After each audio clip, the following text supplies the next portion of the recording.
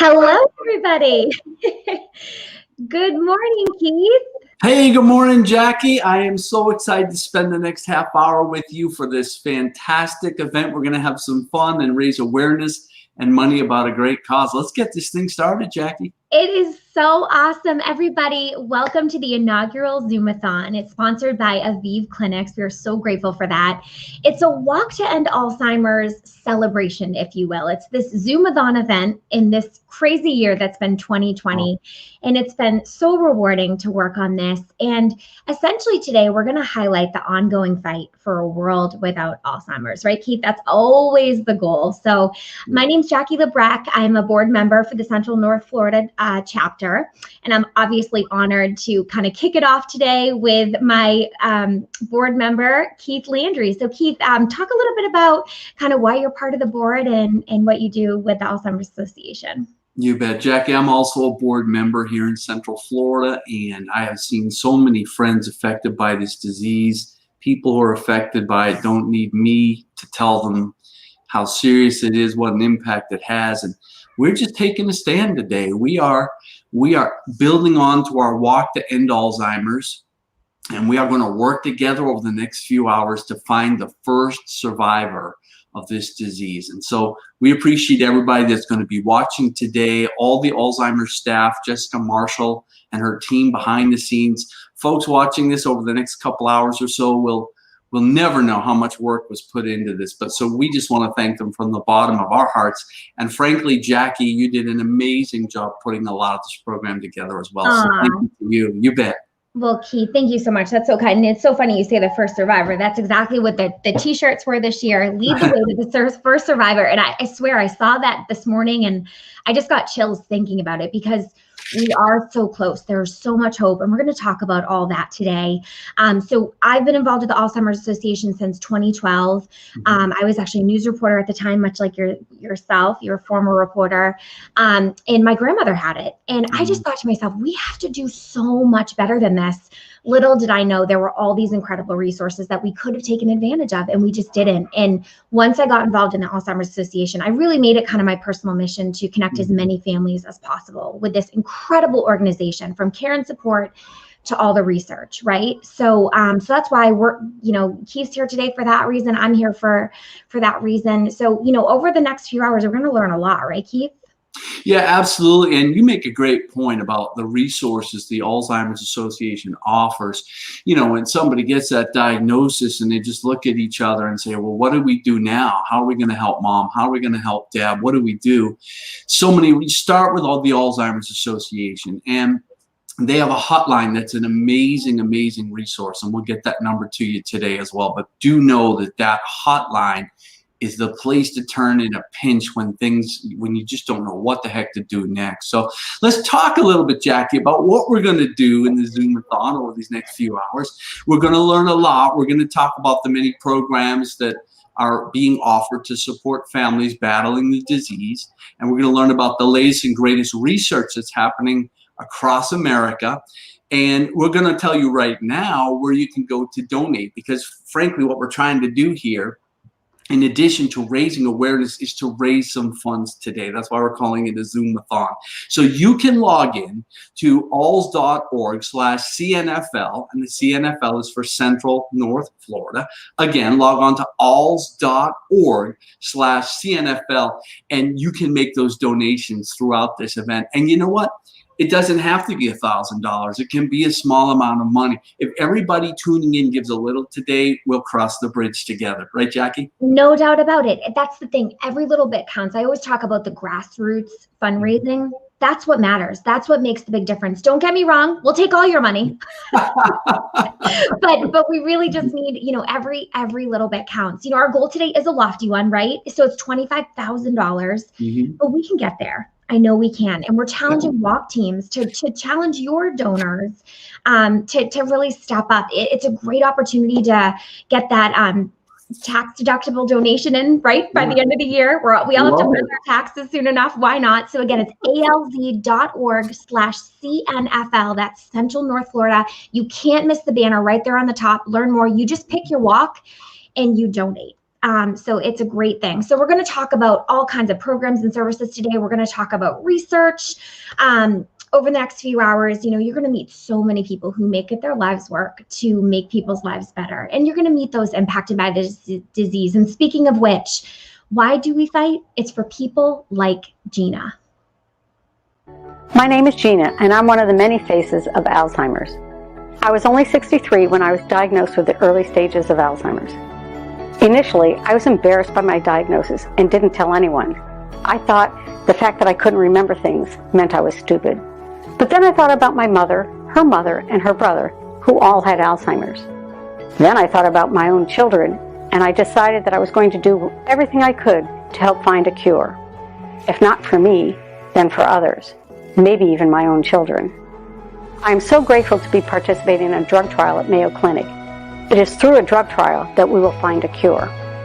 But I wanted to do more, so I went to Washington, D.C. to meet with our legislators to advocate for more funds and research. I'm no longer afraid to tell people about my diagnosis because I want more people to be aware that Alzheimer's is not just an old person's disease. It is a disease that touches us all. When I walk to end Alzheimer's, I wear this cape. The first survivor is out there, and I want that survivor to be me.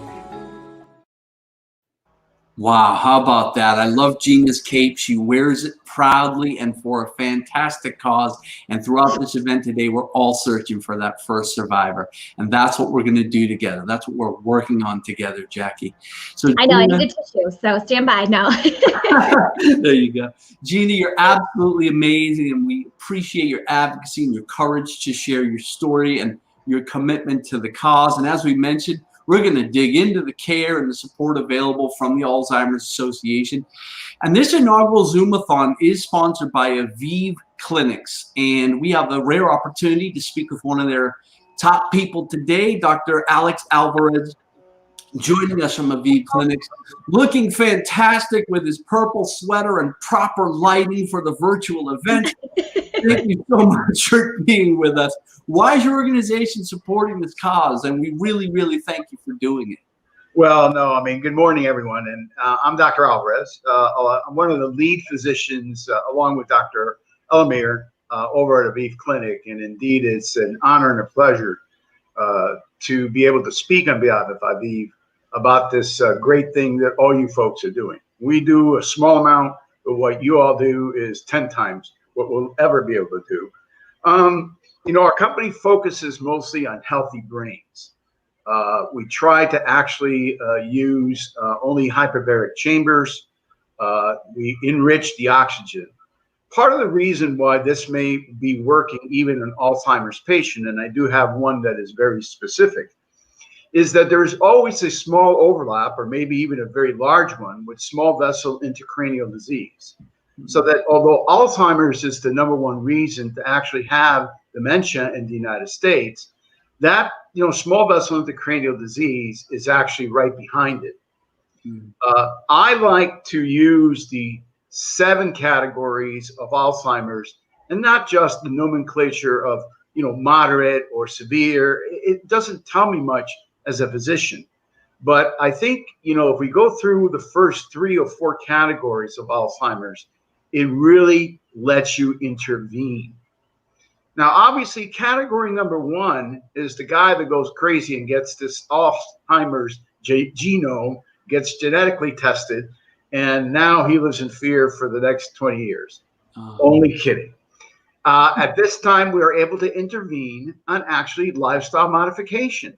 There's a lot of lifestyle modification that actually increases and exacerbates Alzheimer's.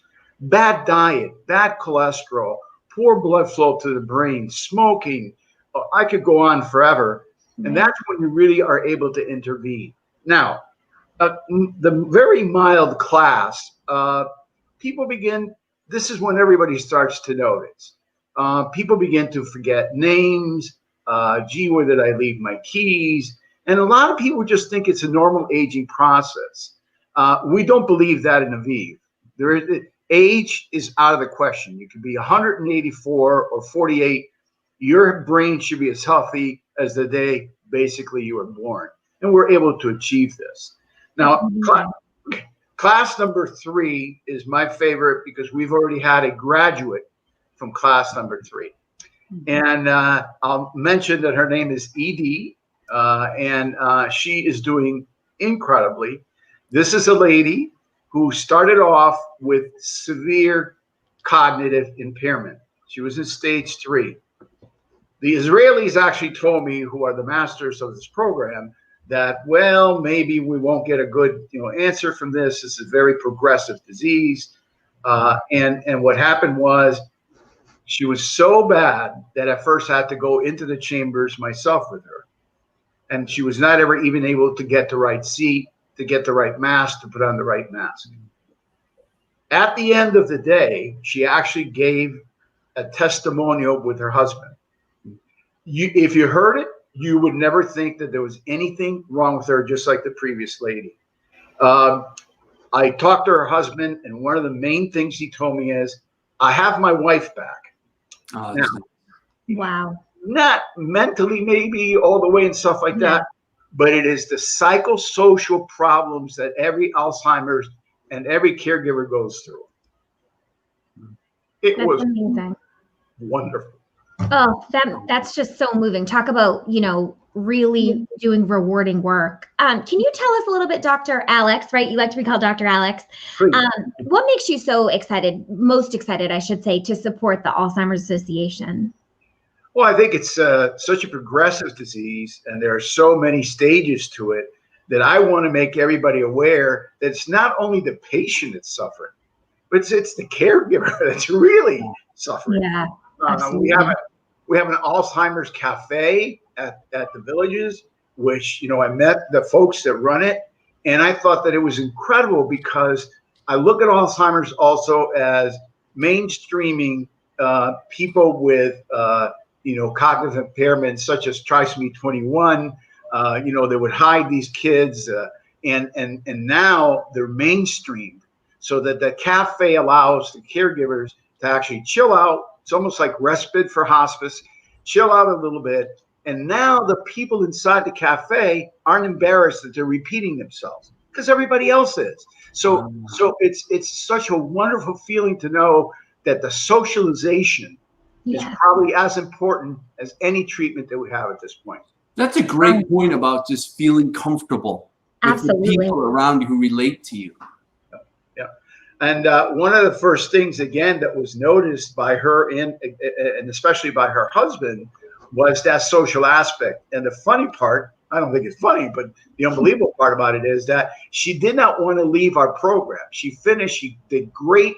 Her scores, her Neurotrack scores, which how we measure memory and everything else, went through the roof. I mean, 200% better than what she started with and stuff like that.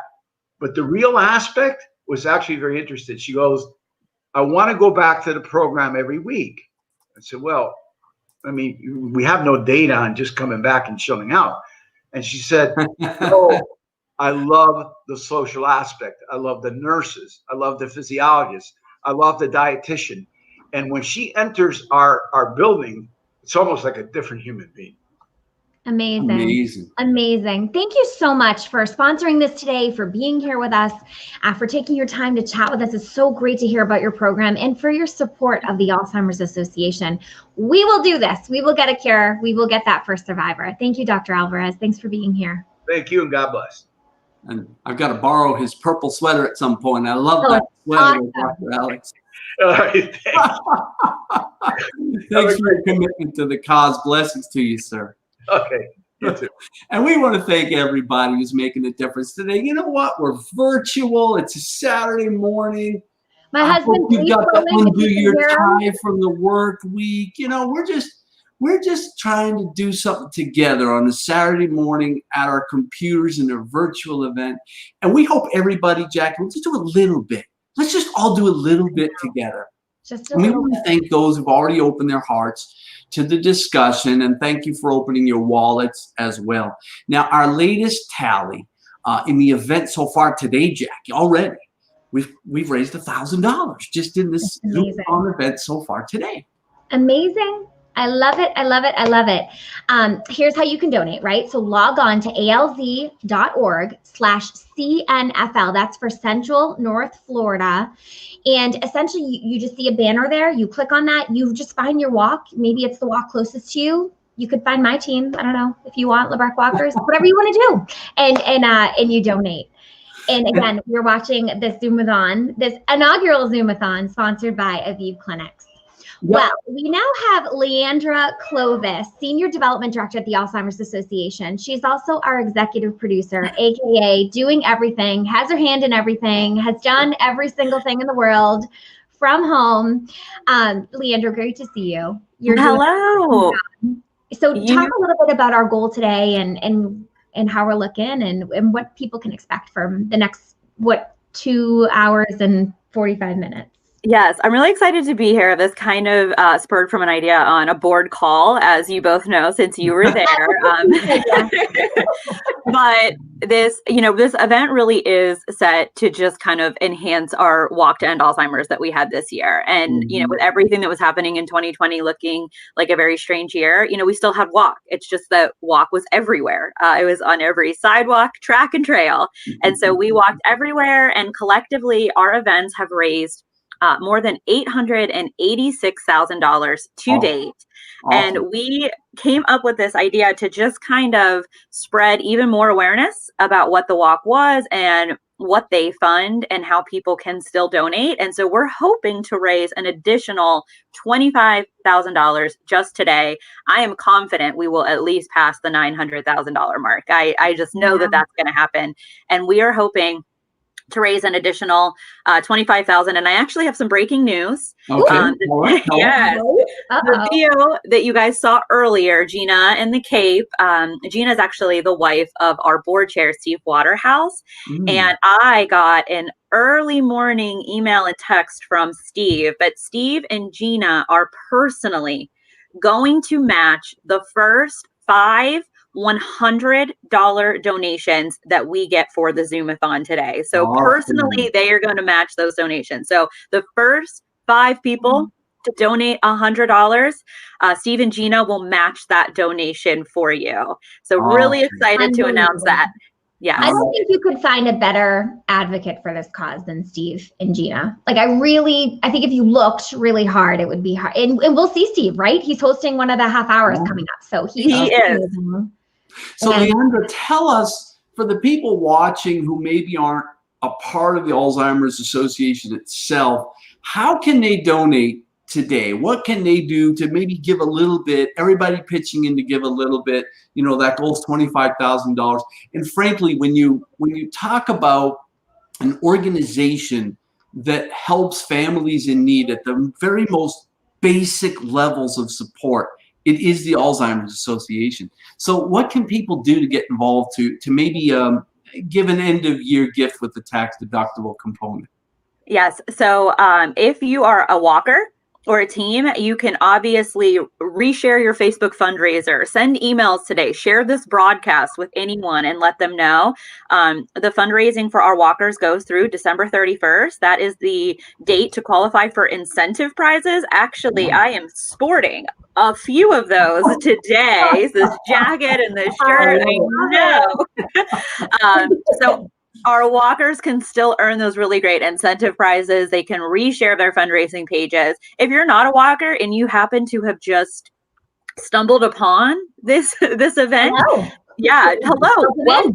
We would still love for you to consider a gift to the Alzheimer's Association. It funds research and programs that you're going to hear about throughout this entire broadcast. I think next up we have Usha, who is an amazing volunteer who's going to share her caregiving story with us, and a lot of resources that she has personally, benefited from. And she's an amazing volunteer. So you can just go to that alz.org/CNFL. The very first header there says Zoom-a-thon. We just click on it. It's going to take you to a list of all of our walks throughout Central and North Florida. You could just make a donation to any walk of your choosing.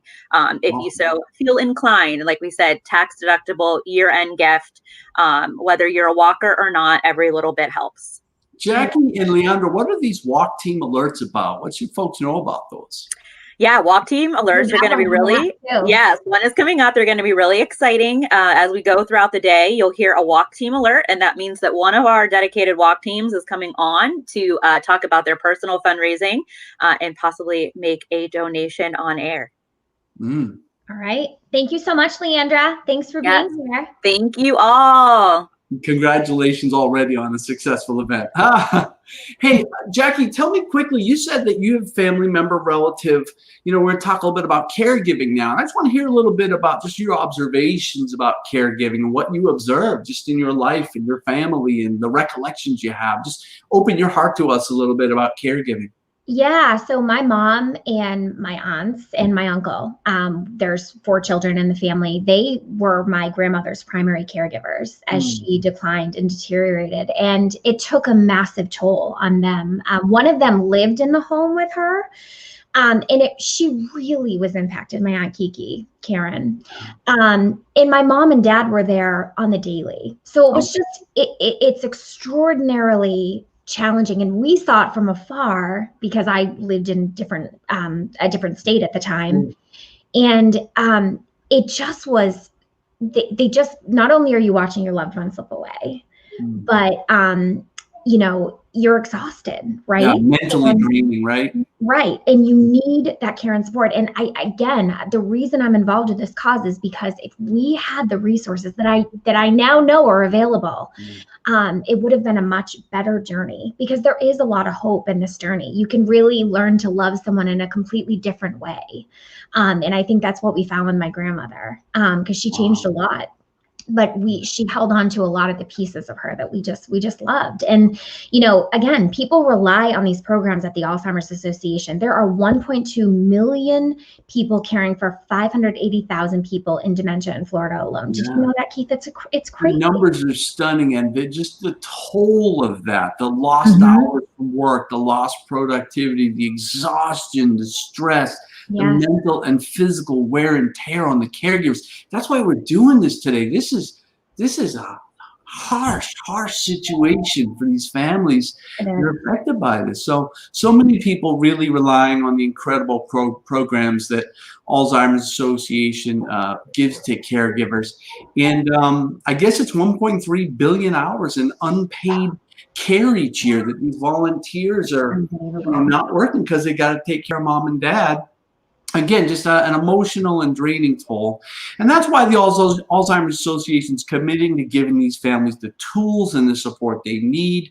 And we just want to be here for everyone whenever they need us. Right, Jackie? That's right. And we're joined now by Usha Tiwari. She's a caregiver. We know her well. We've been working with her with the Zoom-a-thon as well. She's a volunteer extraordinaire, I think I want to call you as well.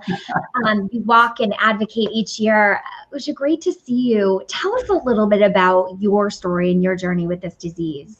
Well, thank you, Keith, and thank you, Jackie, for putting it on. I know we worked collaboratively along with a lot of others, and for the Alzheimer's Association for highlighting this disease, but also the plight of the caregivers.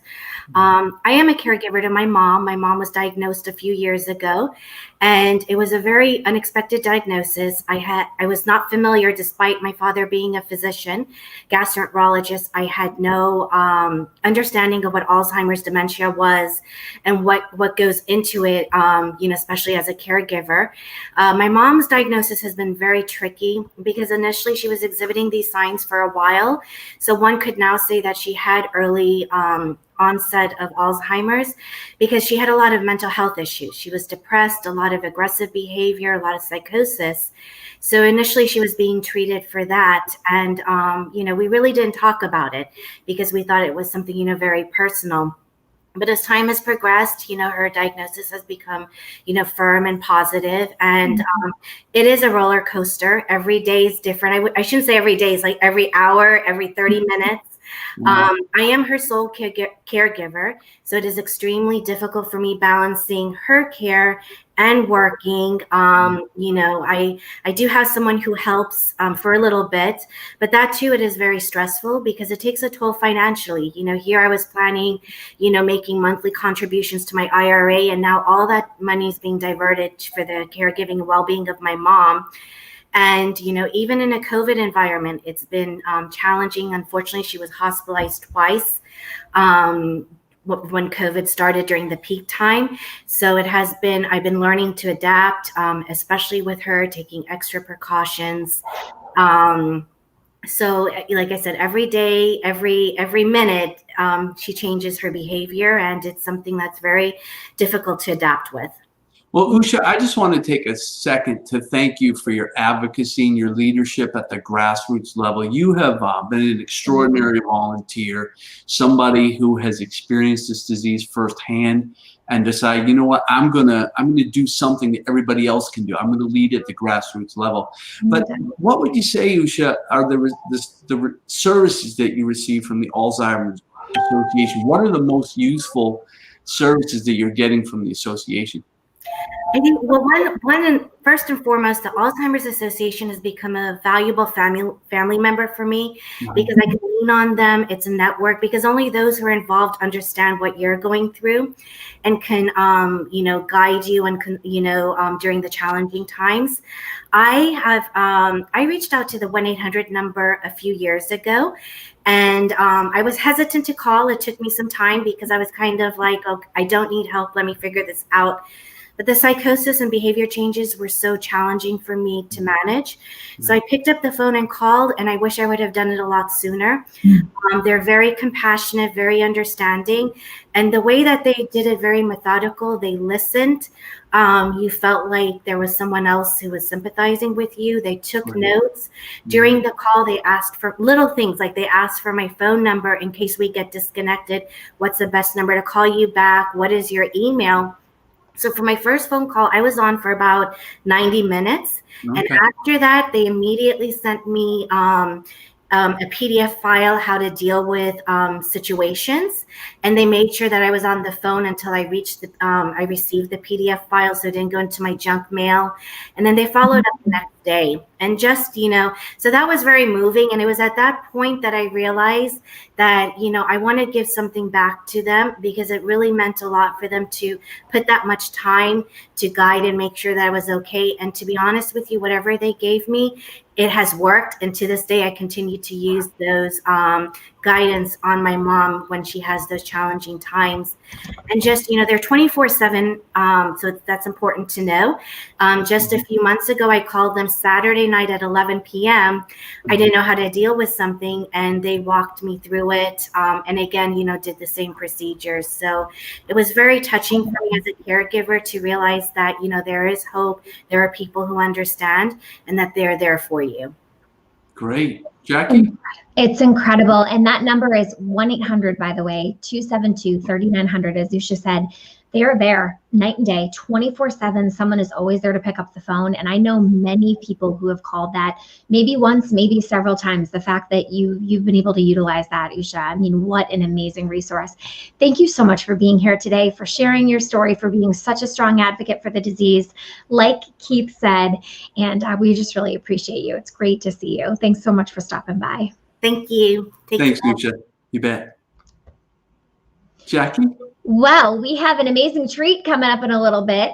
We have a performance by Mary Beth McCormick of the Bell Curve Duo. It is an incredibly moving song. I mean, there won't be a dry eye in the house. I'm just warning you on that. And that's coming up in just a little bit. So hang around for that. Again, this is all sponsored by Aviv Clinic. So we so appreciate that. So we're going to be joined now, Keith, by Mitch Hunt. He's the new vice chair of the Central North Florida Board. Hi, Mitch. Hello, Jackie, Keith. You popped up. Great to see you. I know this is whizzing right through. So we've already raised some money this morning. People are donating. It's great to see that. Tell us a little bit.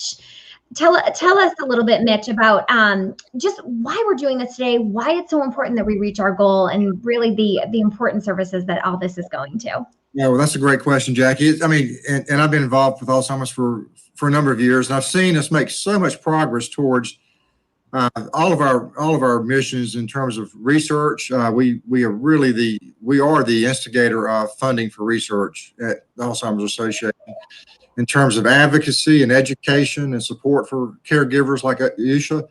And I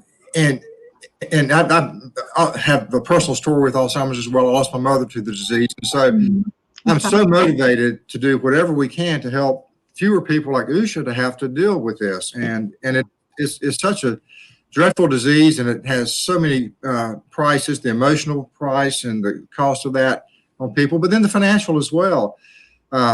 You have people that have to give up their occupations to be caregivers or accounts, as we heard. And so to me, to not meet our goal means we're letting somebody down a lot. I don't know who that person's going to be. It may be, years down the road, but I don't want to let anybody down on this. And to the extent we can help others to not have to go through the pain and the consequences and the suffering that Alzheimer's causes, it's so important that we all chip in and do our part to meet our goal today. So that's why it's so important to me.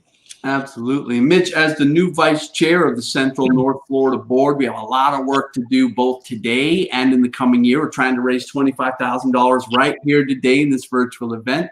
And we have a lot of work to do to sort of emerge from the COVID era next year, but we will do that together. Tell us what this board means to you and why you joined this board. And I'm going to assume that revolves around the story about your mom, right? Oh, absolutely, it does. I was really not that aware. We've all have Alzheimer's stories, and for most of us, like me, it was my grandmother. But generation separating us, and I think my mother kind of insulated us from that. But firsthand, what Alzheimer's does to a person's dignity and their ability to communicate and to be a part of society, I just thought, I've got to do something. I've got to fight back. And I happened to bump into an Alzheimer's board member that knew my story, and I thought, this is what I can do to help. I'm not the caregiver my sister was, but this is what I can do to help. And so it was really motivational to me, and for so many people, you feel helpless so often if you're a caregiver or a family member with someone with Alzheimer's, and you just don't know what you can do.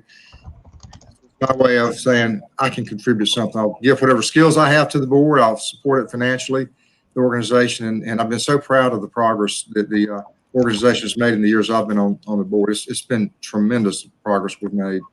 And Mitch, just tell us briefly, if you would, what are you most excited about with your ability to help the Alzheimer's Association?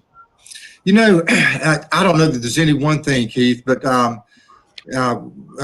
I was thinking back, and when I came on the board maybe 5 or 6 years ago, I think the total amount of money that the National Institute of Health had available for research was $350 million. That sounds like a lot, but it was a pittance compared to what was being spent for heart and cancer research.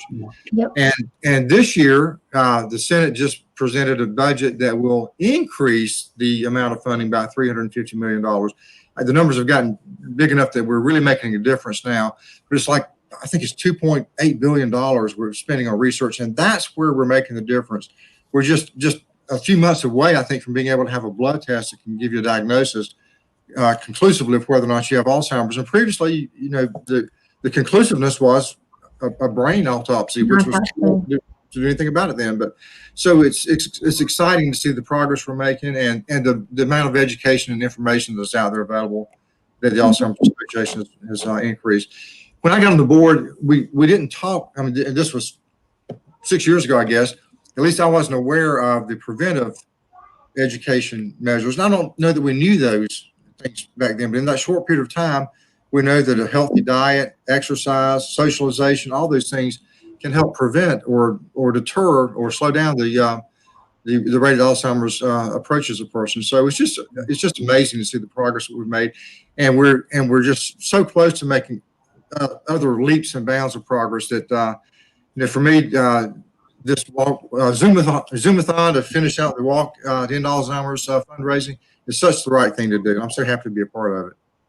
Mitch, thank you so much for joining us. You are absolutely right. Even in the last 8 years I've been involved, just that brain-heart connection has really come into focus in the last few years, how we live our lives with many diseases, but particularly with Alzheimer's. You're absolutely right. And you're so right with the money. It is all about the money to get the research and to fund these scientists so that they can do their job and find cure. So thank you so much for being here. It's great to see you. I know it's been mostly through Zoom. Looking forward to getting the board back together in person in 2021 for sure. Same here. Y'all have a great day. Thanks for being here. Nick. Well, Keith, we have our first walk team alert. Awesome. Pensacola young professionals have still managed to find success fundraising in this virtual environment. We are so grateful for that. Hey there. Zooming in with us is Claire. Is it Kirchar? Did I say that? Yep. A couple different ways to pronounce it. Oh, well, I have one of those last names too. I hear you. Hey, it's great to see you. Thanks so much for being here. Thanks for your patience. We're running a little bit behind, but you know what? I'm not even mad because we have already had such incredible conversations. Right. Story is so important. So thanks for your patience. We do respect your time and we appreciate you for being here. Absolutely. We're running a little late. Hey, so thanks Claire, for being here. Yeah. Claire, how do you get your support? So Pensacola Young Professionals is a organization in Pensacola, Florida that's just aimed at providing young professionals an opportunity to network with each other, develop friendship, professional development, all that kind of thing. And so we hosted a fundraiser virtually this year through trivia. We've been trying to find different ways to engage members, give them an opportunity to get back to the community virtually, which is difficult to do in this era. And so we came up with a trivia event to raise money for the Walk to End Alzheimer's, because a couple of us, including one of our coordinators for membership, Zach Suggs, works for Walk to End Alzheimer's. So he has that connection. I had a personal connection. So we said, hey, let's do something different. And so we hosted a trivia night to get members involved and, cover all the different topics, The Office, Star Wars. We made it all different themes so people could partner together and play on each other's strengths and have a good night, but also raise some funds. So Claire, virtual drum roll. Everybody in their own drum roll fashion out there on the internet. How much are you donating today? We raised $235. All right. Wonderful. Yeah, and that was purely through individuals just donating to play. So it was fantastic.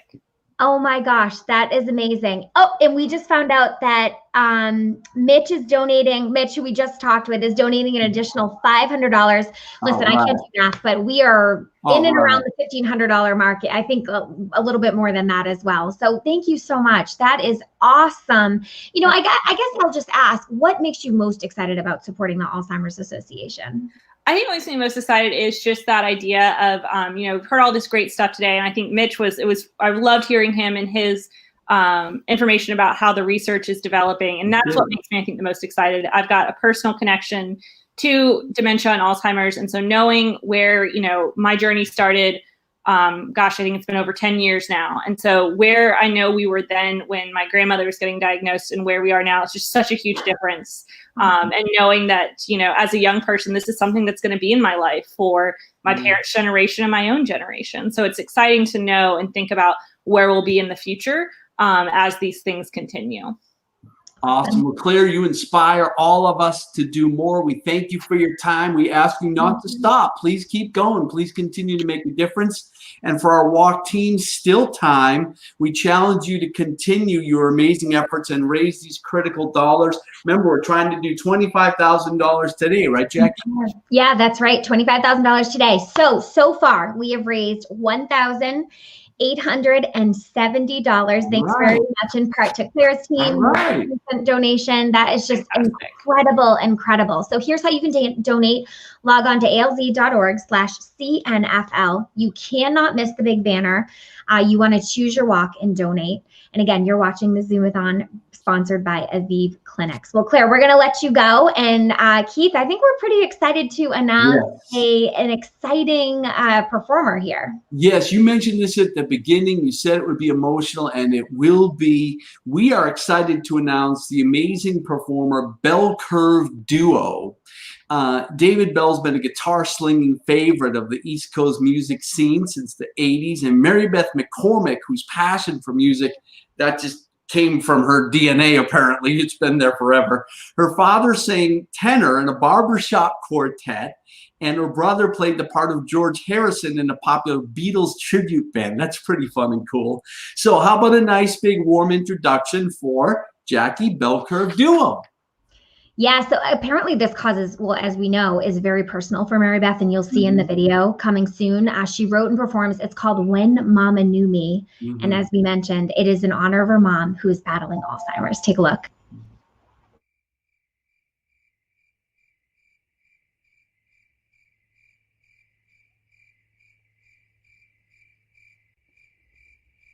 This is my mom with her sisters. Oh, which one is she? The one in the bathing suit. Oh, pretty one. This is a newspaper article when she was a majorette in the marching band. My dad played trumpet. Oh, I remember that. Right?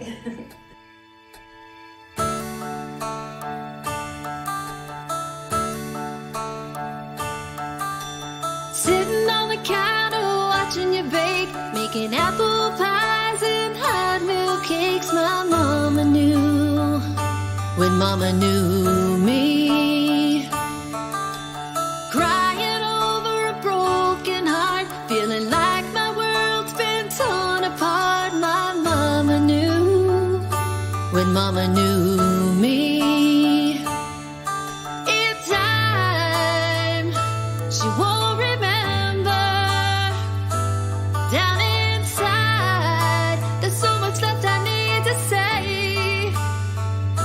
I know in time, your mind will surrender. Just take me back to when mama knew me.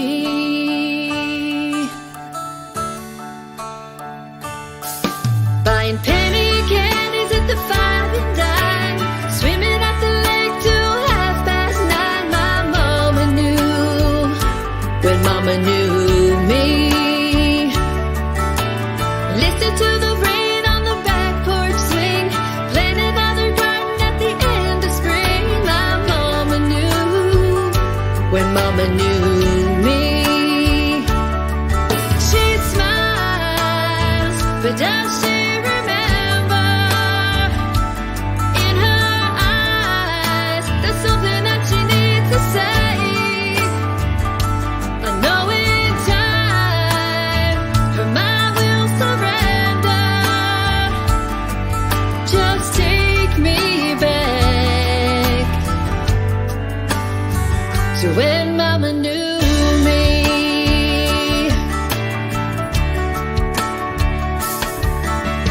Searching for your old home, feeling like you're all alone when I'm right here. Wonder where your friends are, waiting for a call. They've been gone for years, years.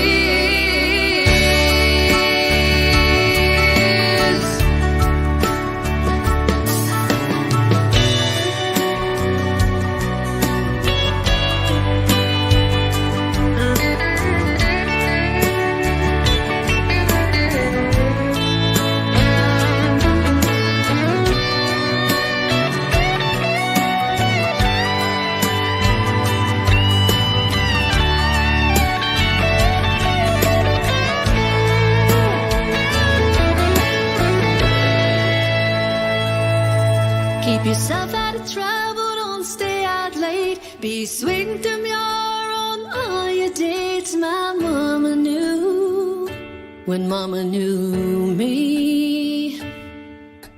Sitting on the sofa watching the time till I was safe at home and all was fine. My mama knew when mama knew me. In time, she won't remember. Down inside, there's so much left I need to say. I know in time, her mind will surrender. Just take me back to when mama knew me. Take me back when mama knew me. Mama knew me. My mama knew me. Take me back. Mama knew me. Take me back.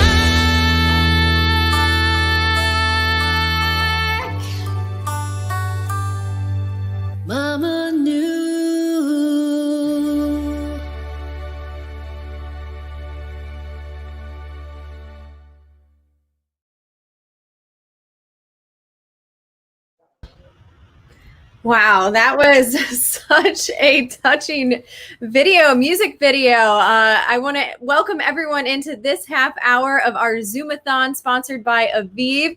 This is Taryn Gregson. I am a PGA Tour broadcaster, and I am joined with the always lovely Terry Cantrell. Terry with the Alzheimer's Association here in the North Florida chapter, Central and North Florida chapter. Hi, Terry. Hi, Taryn. This is so exciting.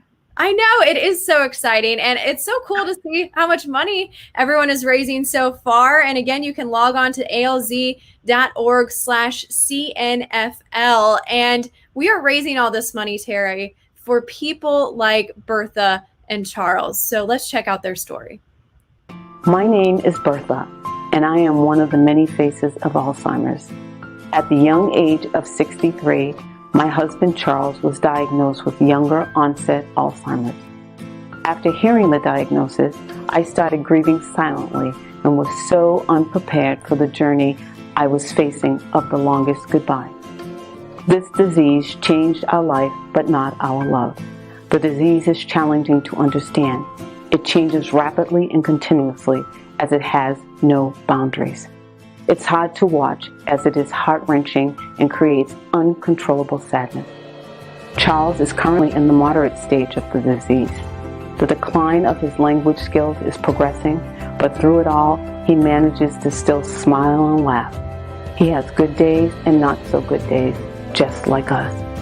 I often ask him, what does Alzheimer's feel like? And he describes it as his brain being on fire.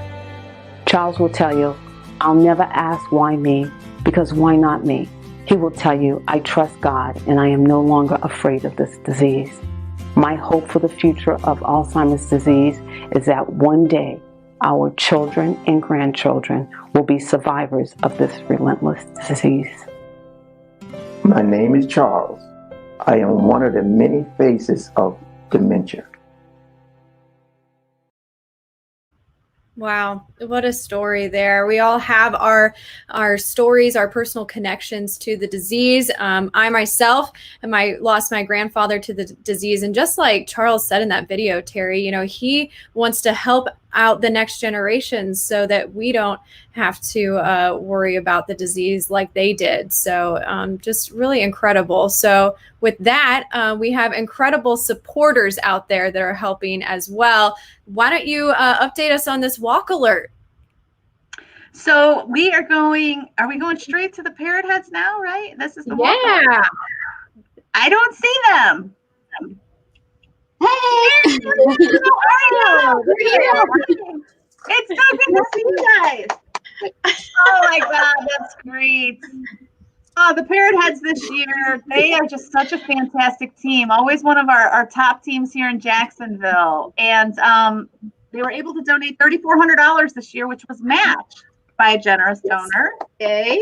So it took them to $6,950. But I did want to mention that since you guys have been participating with us, you have raised $81,936. Wow, that's crazy. We're happy to do it. Well, so I wanted you guys to come on to tell us a little bit about why you walk, why you participate, how you raise the funds, that sort of thing. Sandy, why don't you tell them about how we, with Jimmy Buffett, starting on that. Okay, because we're a Parrot Head team, we belong to a national organization of Parrot Head teams called Parrot Heads in Paradise. They have a national team. Their mission is to raise money in, let me back up. Jimmy Buffett's dad, everybody knows Jimmy Buffett. His dad was diagnosed with Alzheimer's in 1994 and passed away in 2003.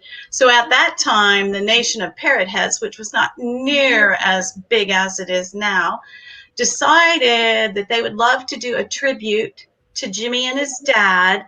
And also they were noticing that among themselves, this dreadful disease was starting to affect people. In fact, our club has a few members right now. So therefore, the Parrot Heads have made a national team. Their goal is to raise $100,000 yearly, which they surpass every single time. We, as our little Beaches A1A team here in Jacksonville, What makes me we've been the #1 team for the past 2 years. Congrats. In the Parrot Head thing, so pretty good deal. And how did you guys achieve that? How did you become the #1 team? Help give other people some ideas on how they can help fundraise. Our fundraising is all done through one event, and it's an absolute incredible event, and I'd like to invite you to be there this year, you and everybody listening. It's called the annual Beach Bash. This year will be our 25th anniversary, and I'm going to let Leanne go from there. I'll be back. Yeah, but we're really looking forward to this year since we had to cancel last year due to COVID. It's going to be at the Guy Harvey Resort in St. Augustine Beach, June 17th through the 20th. Registration will be opening pretty soon, but you can make your room reservations now. If you go to our website, it's a1aparrotheads.org. You'll need to go to the current events section and then click on Beach Bash 2021. And that gives you all the information you'll need to make your room reservations. We're expecting to sell out this year. There's a lot of other Parrot Head groups, unfortunately, have canceled their events already for next year due to COVID concerns. So we're keeping our fingers crossed and being very hopeful that we're going to be able to have this one. And we have a stellar lineup. We have trop rock music all weekend long. Trop rock's kind of a Jimmy Buffett inspired type music, kind of island, laid back, fun kind of thing, fun. But we've got some of the major trop rockers that we have this year, and looking forward to having them. We'll have music starting on Thursday, all day Friday at the pool, and then Friday night. Well, let me back up a little bit. We'll have one group Thursday, one group Thursday night, and then Friday all day at the pool, and then Friday evening in the ballroom. Then we kick it up again on Saturday, all day at the pool and in the ballroom again. We have raffles. We have silent auctions to raise money. As Parrot Heads are really generous people. So we can't wait. We can't wait to see our friends again because it's, none of us have been able to. It's been a long time for all of us. Yeah. But you don't have to leave this resort. It's absolutely gorgeous and stunning. You can walk to the beach. They have wonderful food. It's just a really, really good time. We invited Terry the first time, and I don't think she quite understood what she was getting into. So now she's the regular with us. That's right. I'm a That's right. And as always, my name wouldn't be Mooch if I didn't have my one little insert. We're always looking for sponsors. Every single cent we raise goes directly to Alzheimer's. There is no cost off the top. We take that all out from our yearly dues. Right. I mean, every penny that we come up with goes to you guys. We promise we'll be good this year again. It's a personal thing for Joel and I. My mother-in-law was diagnosed with Alzheimer's, and that song, oh my God, that song. Because I still know that day that we walked in, and I said to Joel, she's not going to know you today. Don't take it personal. Yeah. You can't help but. It didn't matter, and that hits home. We got to get rid of this. Everybody needs to chip in. So we're doing our best. You guys do a great job. You really do. And we have so much fun doing it too. That's why I wanted you guys to come on today. You're so fun. We have a great core of people. Yeah, that's right. I have a feeling we may not be done quite yet. Yeah. You saw how close we were to 7,000. So. Oh, that's right. You never know. We'll see. You never know. There's still some time. We appreciate everything that you guys do, and you have a lot of fun doing it too, which is fantastic. Great way to share that legacy with others and celebrate the lives that we've lost to Alzheimer's disease. Those lives were precious to all of us. So we thank you all. Yes, thank you so much. All right. Thanks, guys. Thank you. We appreciate it. Well, Terry, it's a hard time for people around the holidays, especially those that are caregivers or have loved ones or family members that are battling Alzheimer's disease. And, especially right now with COVID, some of us, we can't see our loved ones in Alzheimer's care centers and things like that right now. So we're really excited to welcome in Dama Melendez. We are joined by the Senior Program Manager for the Central North Florida. Dama, can you please introduce yourself? Oh, thank you so much, Terry. And Terry, it's good to see you both. Like you said, my name is Dama Melendez. I am the Senior Program Manager for the Central and North Florida program of the Alzheimer's Association. I'm very happy to be here. I've been with the association almost 5 years, but I also have a personal story. My grandmother has been living with Alzheimer's disease for over 13 years. So this has been, I started as a volunteer. I work with some of the walks. So I am very happy to be here to talk a little bit about navigating the holidays, which we are entering at this time. Yeah, can you give us some tips for how we can go about navigating them as caregivers and loved ones? Thank you. Yes, I will. So in this COVID times that have been so unprecedented, I would like to encourage everybody to, first of all, be safe. You want to be safe for yourself. You want to be safe for the person you're caring for. You're a care partner. So we want to make sure that the person living with dementia, as well as you, stay safe. So I adhere to the recommendations of the CDC. As we know, the persons living with dementia and persons that are elderly are in the higher risk of developing the disease. So we want to make sure that, first of all, you stay safe and the person that you're caring for stays safe. Another tip that I want to share with everybody as you are preparing for the holidays is to use technology.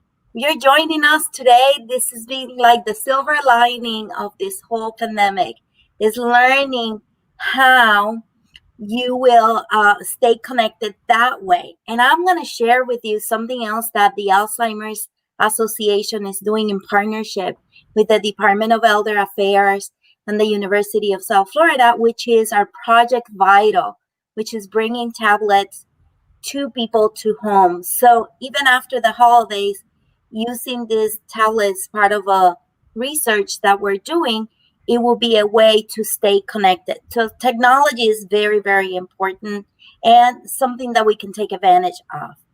Then simplify. I know if you look at my house, you would have seen 10 boxes of decorations and a very heavy plan for the holidays. So it's the time to simplify what we're doing so we don't feel more stress that we are already under. Caregivers of people living with dementia tend to develop more stress or be under more stress than normal people or people taking care of patients with other conditions. So make sure you simplify and you plan ahead. Today, is December 12th. So think of the 12 days of Christmas, how you're going to make those simple and how you're going to communicate that with your family and friends. So you want to make sure that you make your plans. If you're going to have people over, these people have not been exposed to the disease, to the COVID. So make sure that you continue to keep yourself safe that way. So you plan ahead who's going to visit or who's going to be on Zoom. You want to plan. And when you are caring for somebody, the best thing you do is that you know them. Is it better to plan for a breakfast? Is it better to plan for brunch time? Is it better for them if they are later in the afternoon people? So keep those interactions that accommodate and you're joining the reality of the person living with the disease. I tell you, we have the experience. Years ago, we all came down to see my grandmother. And she was so funny because it was like 15 of us in the room. And she stood up and left. Mm-hmm. It was too overwhelming for her. So it's very important that we take into consideration and plan ahead on that. I mentioned, and I'm going to mention it again, to take care of yourself. It is very important because as a caregiver, you are the person that is kind of in control of everything. So you want to take care of yourself as a caregiver. The other thing is plan activities that involve everybody. So make sure that you can engage the children and that you can engage other generations that may be coming in contact. So, but keep it simple, a conversation, maybe a short cartoon, maybe a short craft that they can do together and reminisce can give you some tips on some of the things to do. And here at the association, we have this information, we have presentations where you can see those and help you come up with ideas for the holidays, whether it is calling our helpline that we mentioned at the beginning, 800-272-3900, or going onto our website with alsprogramsanytime.org, where you can see videos at your convenience of all these recommendations. Because I know today, and what we're doing to help raise funds, what the walk does, and what goes either into research, the other parts of it goes into care and support.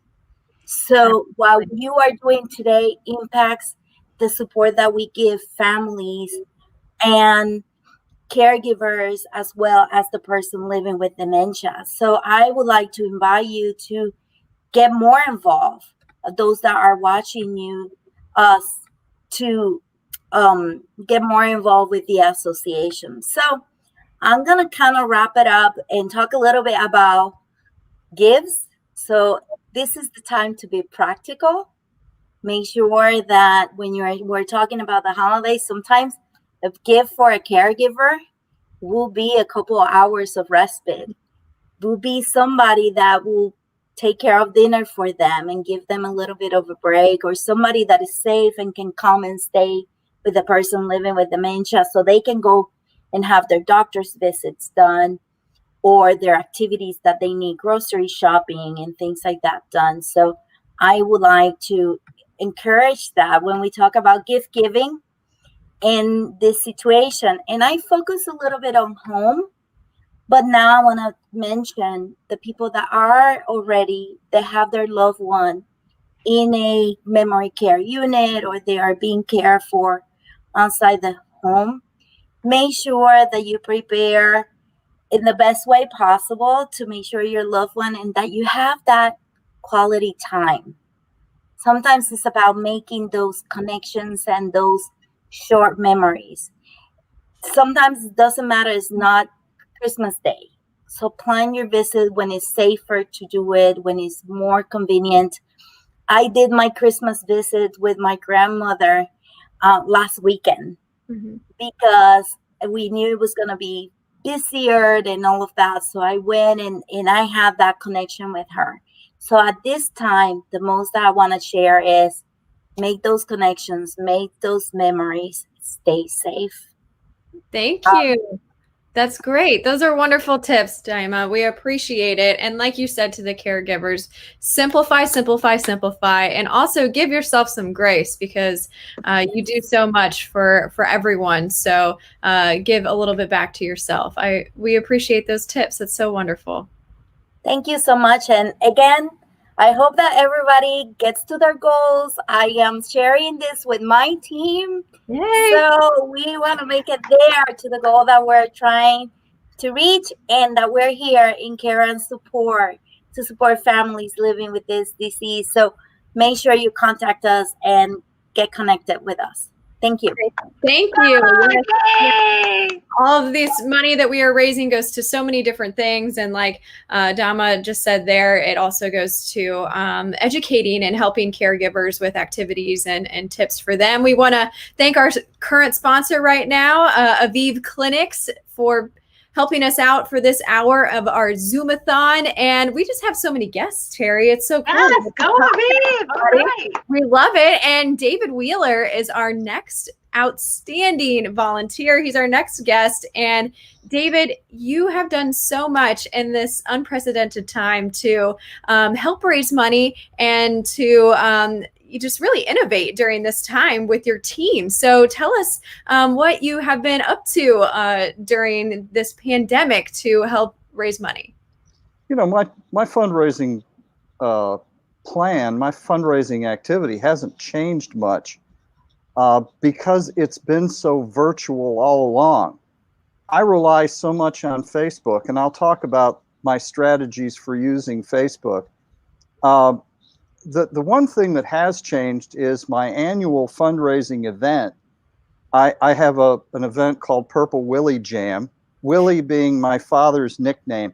This is all in honor of my father. My father was a brilliant, erudite, funny guy, the guy you wanted to sit next to at a dinner party. Alzheimer's attacked his brain and destroyed his mind, and taking care of him nearly killed my mother. Mm-hmm. And this is in honor of him, and also for my own sake, because being his son puts me at increased risk. So I often say the brain I save might be my own. I have a fundraiser every year. I have musician friends who donate their performance.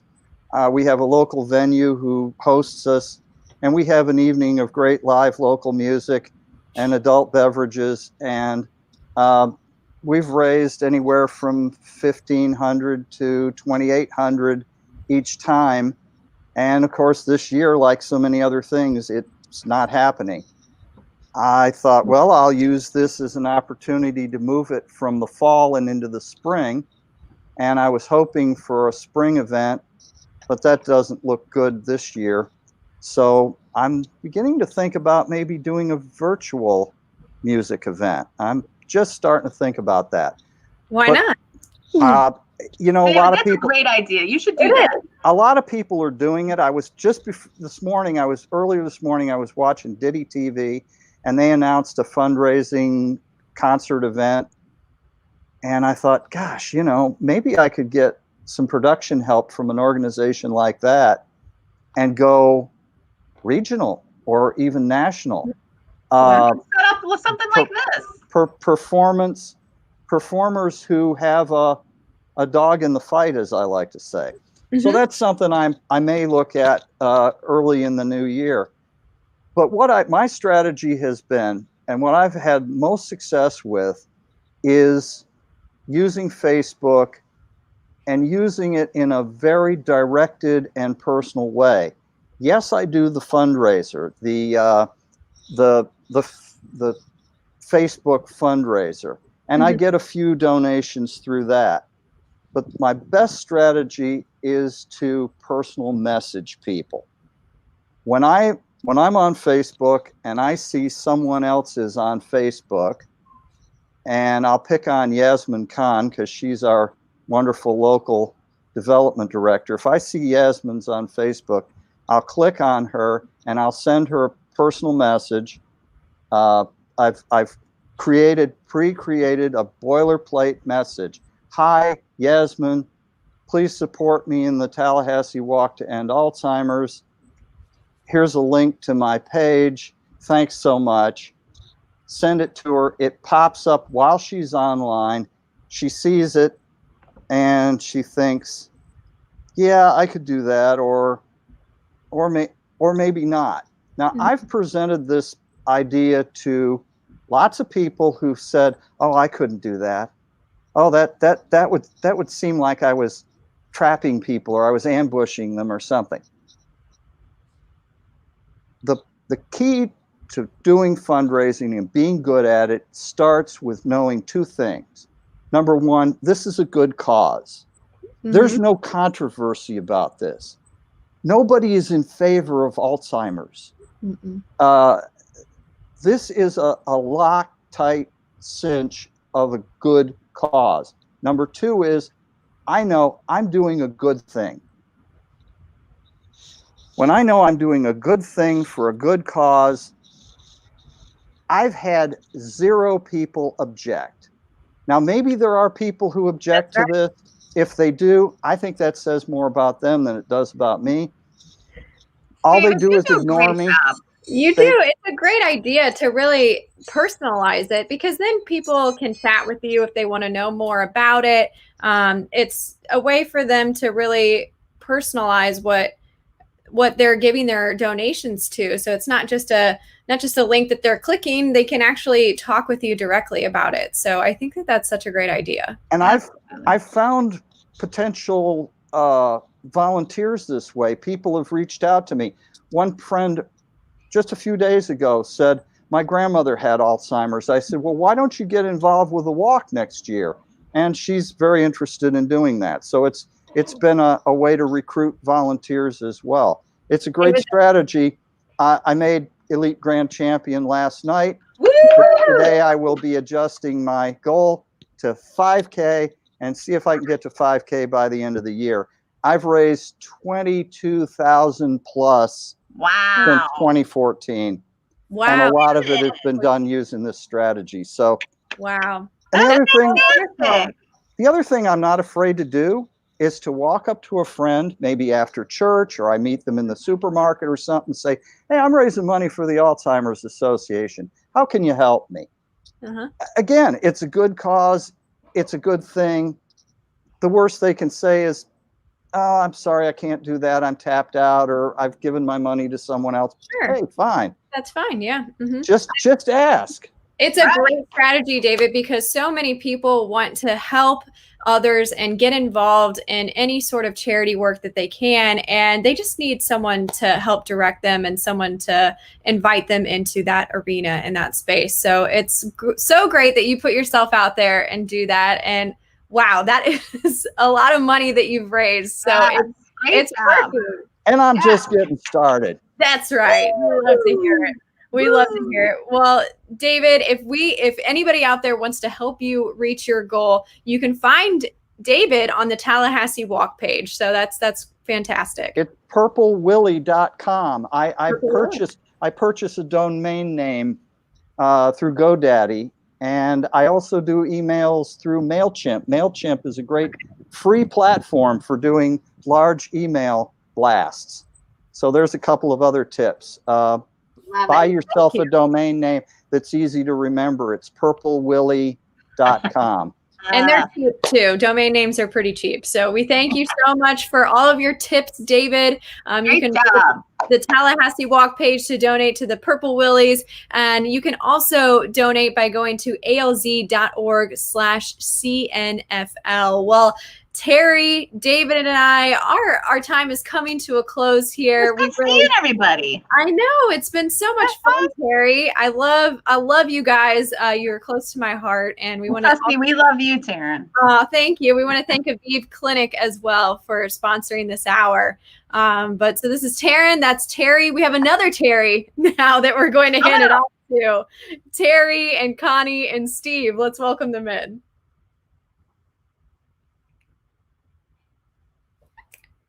As we get them ready here, we just want to thank you all for joining us for this Zoom-a-thon. It's been an honor for me to be involved with the organization because, like I said, I lost my grandfather to this, and now we have some other hosts, Connie, Steve, and Terry. Thank you all for joining us. I'm going to hand the reins off to you.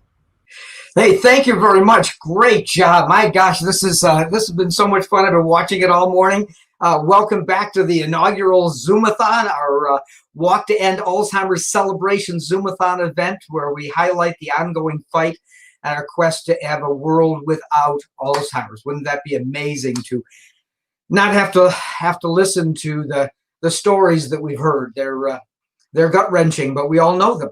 Let me introduce our host for this hour. I'm Steve Waterhouse. I got involved with the Alzheimer's Association about 5 years ago, when my wife, Gina, who you saw at the beginning, was diagnosed with the early stages of the disease. Like most people that you're going to see here today, this fight is personal. So it affects us all. Give me a second. I'm honored this year to be serving as the chairman of the board of this amazing chapter, and I'm also joined today by two incredible staff members, Connie Storms and Terry Boynton. Connie, you're up.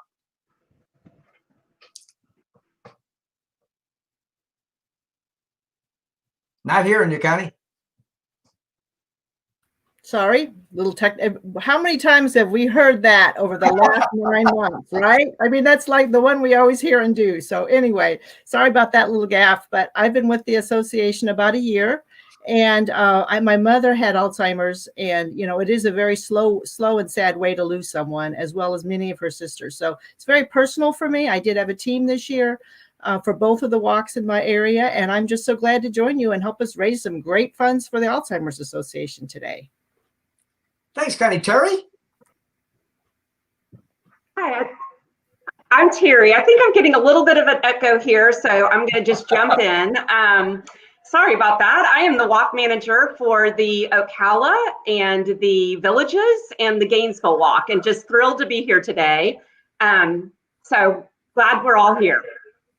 And Terry, we can't, of course, forget the fact that the Villages walk was one of the walks this year that had that hit its goal, and we were just thrilled for that for our first year with the Villages walk. So thank you for leading us in that. So far today we've talked about the amazing programs that provide the families that are bravely battling this disease with support. And again, Alzheimer's is a deadly disease. To date, we don't have survivors, and people don't often think about it that way. There is no cure. And until recently, we really didn't have any convenient way even to diagnose it. But there is a lot of reason for hope. And that hope lies in research. We've waited 100 years to get to the point we're at in research right now. And this hour, we're going to talk about some of the brains behind saving your brain. With the research arm of the Alzheimer's Association. Our goal today is a big one. We're trying to raise $25,000.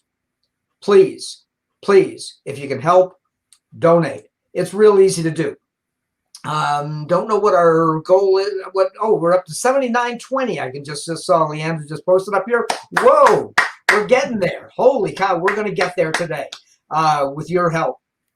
So all you have to do is log on and go to alz.org/CNFL. You can't miss it. There's a big banner. Pick any of the walks, walk closest to you, or pick anyone you want. Click on it and make your donation. Remember that Gina and I are doing a matching of the first 5 $100 personal donations. So put in $100 and we'll double it for you. This hour, we're sponsored by CVS, and their sponsorship is so important to us to make all of this possible. Please open your hearts and your wallets to this amazing cause. Over the next couple of hours, you're going to meet some people who make this their life's work to end this disease. My wife's cape reads, "Future first survivor of Alzheimer's disease." And Gina says that she may not actually be the first survivor, but she'd sure like to meet that person. And I think with your help, that's going to be possible. Terry? Thank you, Steve. Gosh, I just want to pause for a moment, though, and thank you. Not only do you donate your time, but your treasure, and you and Gina just really thank you so much for all that you do. And that leads me into why? Why do we fight? Why do we fight so hard? And I think the simple answer is it's the people. And so I want to share now a story about Doris. So we can hear her story and with her late husband, and I think we will all have a better understanding about why it's so important. My name is Doris Sanders, and I am just one of the millions of faces of Alzheimer's. As a caregiver for my husband, I watched Alzheimer's disease rob him of everything he was and every ability and function he had. After 56 years of marriage, he did not know my name and did not know we were married. Although we had been very happily married and still very much in love before Alzheimer's, he no longer even liked me and did not want me in his house or touching his things. He sometimes referred to me as that girl who helps me. At one point, he removed his wedding ring and asked me what it was. When I explained, he placed it in my hand and said, "I don't need this. It just gets in my way." I watched him change from a successful, kind, gentle, and loving pastor, husband, father, and grandfather to a person of violence. He who had given so much to so many no longer could remember what a good person he had been. For 11 long years, Alzheimer's continued to destroy Joe. And all that time, I knew there was no prevention, no effective treatment, no cure, and no hope. There is still no prevention, no effective treatment, and no cure, but there is hope. Due to recent research, clinical trials, legislation, and funding, we are beginning to see some progress, and I firmly believe that if we are diligent in continuing these efforts, we will be able to win this fight and realize our goal of a world without Alzheimer's. Just amazing. Absolutely amazing story. Thank you, Doris, for sharing your story and your honesty. I think what's so hard about this disease is that it robs us of our most precious thing, which is our memories. And I hear so often from the volunteers and the folks who help us raise funds and awareness that they feel like they lose their loved one twice. And so I'm just really glad that we have so many scientists that are working on stopping this, because that's what needs to happen. We need to make it stop. So I don't know if you all have any other thoughts about that. Oh my gosh, look, it's Susie Luther. Oh my gosh, this just in, y'all. I can see a note coming. This is so awesome. Susie Luther is my co-chair for the Ocala Walk, and she has sent a note that she is presenting a gift from Hampton Manor Hikers. So Susie, tell us about it. This is so exciting. So the Hampton Manor Hikers are really spearheaded by one of our just phenomenal activity directors, Linda McSorley. And Hampton Manor Assisted Living specializes in residents with dementia and Alzheimer's disease. And we have our company has 2 separate buildings that house only residents with memory care. So clearly we have a passion and a focus that really aligns with the stories that you all are sharing. And I'm so excited. We raised, Terry, you're going to have to probably correct my numbers, but I know it's over $1,200 towards our efforts in supporting the research for Alzheimer's. And like I said, it's really been driven by Linda and her efforts. She does this every day.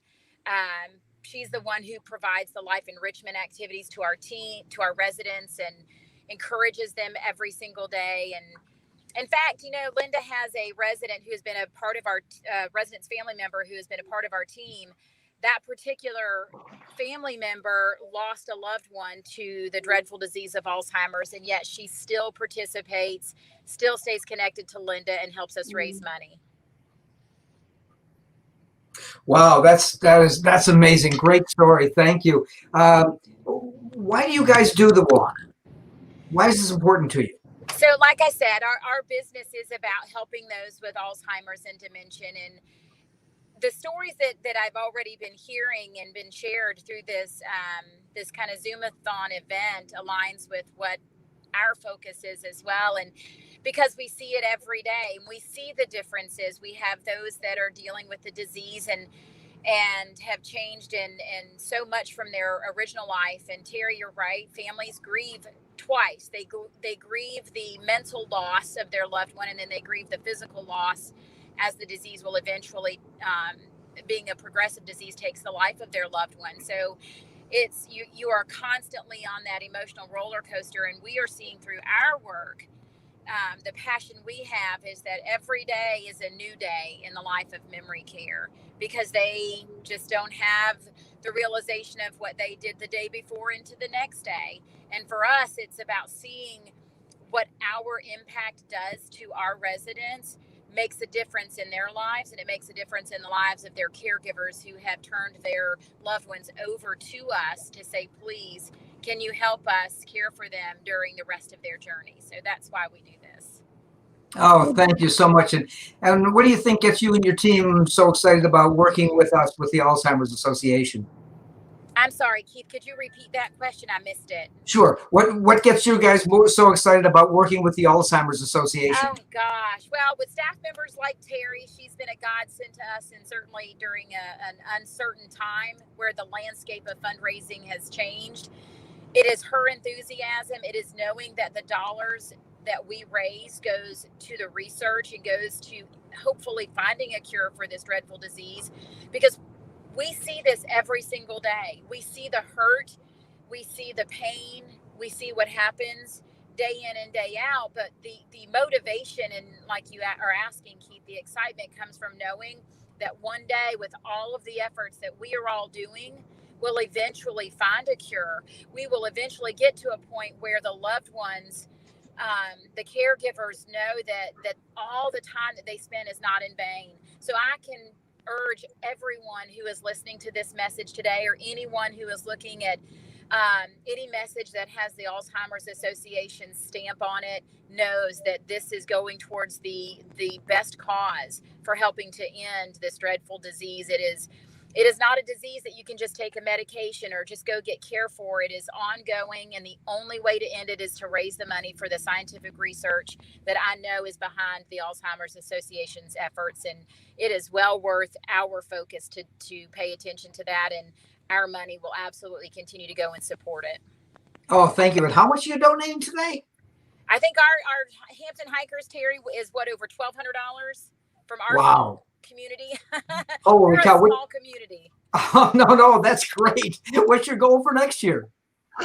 Every year our goal is to exceed the year before, and Hampton Manor also donated $500 separately as a company towards our efforts in raising money as well. And we will continue to raise money, Keith, whatever it takes. We will continue to do it, and we just want to help create a network of enthusiasm and keep everybody motivated to continue to raise dollars.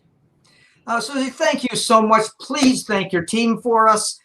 It's just so exciting to have that kind of support for this. And I mean, you guys know this problem up close and personal, and we appreciate all you do every single day. So thanks for joining us today. Thank you, guys. Thanks, Susie.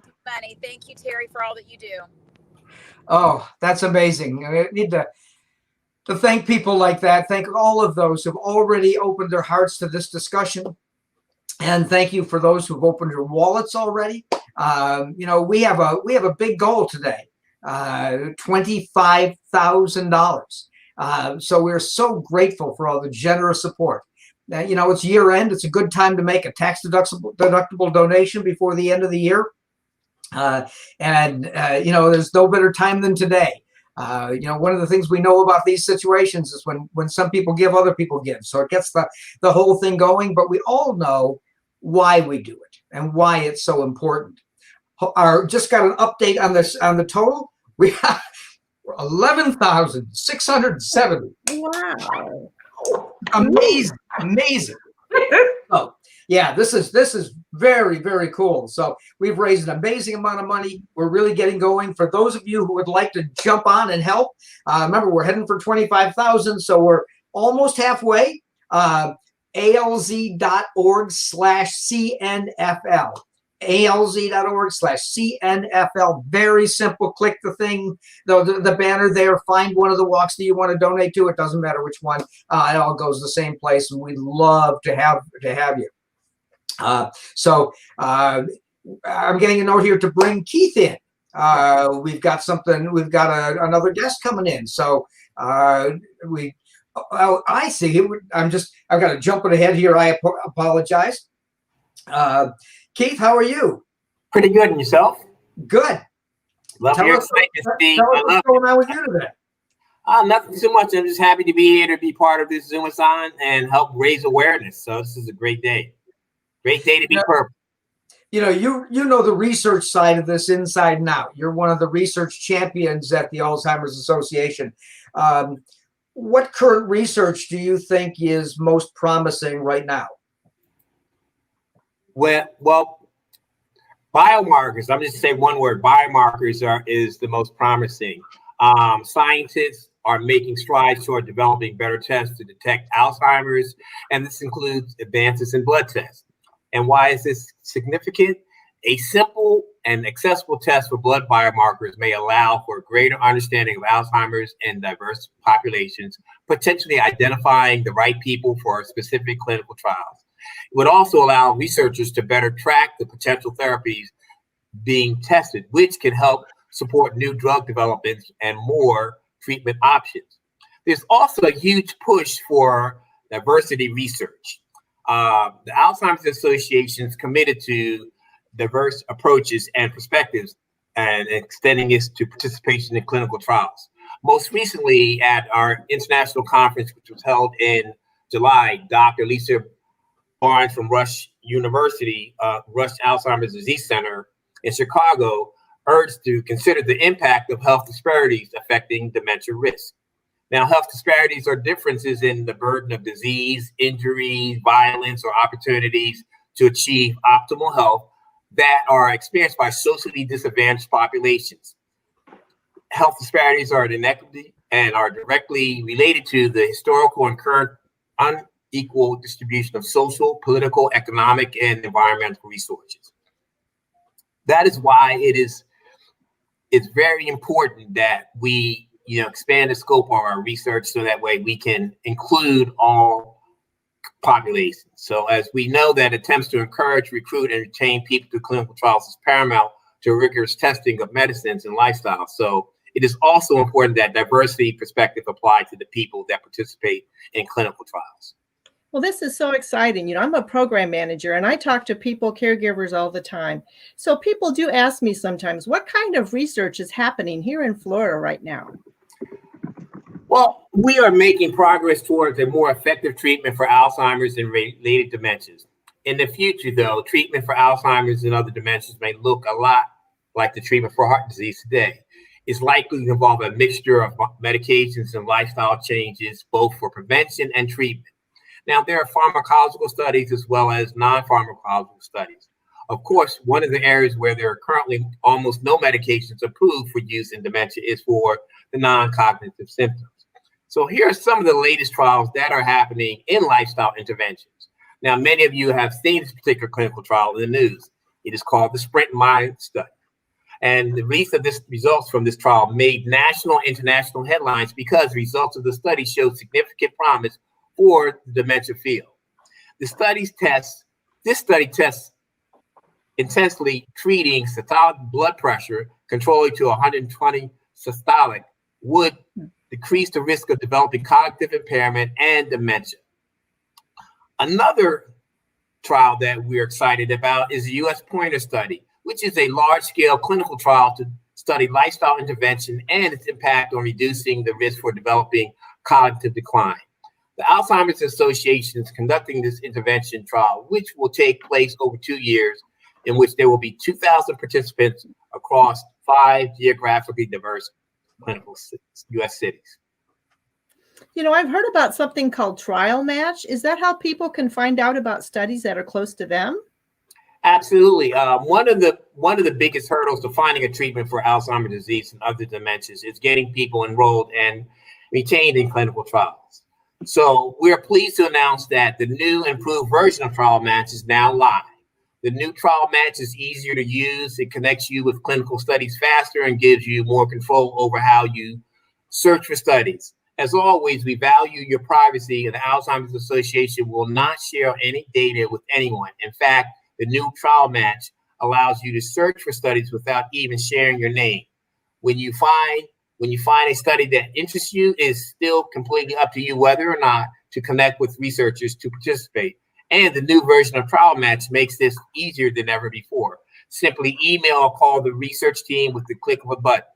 Now, if you previously signed up for email alerts to let you know when new studies that match your profile are available, you'll need to still set them up again in the new Trial Match. All our user accounts and personal information stored in the previous Trial Match version will be deleted.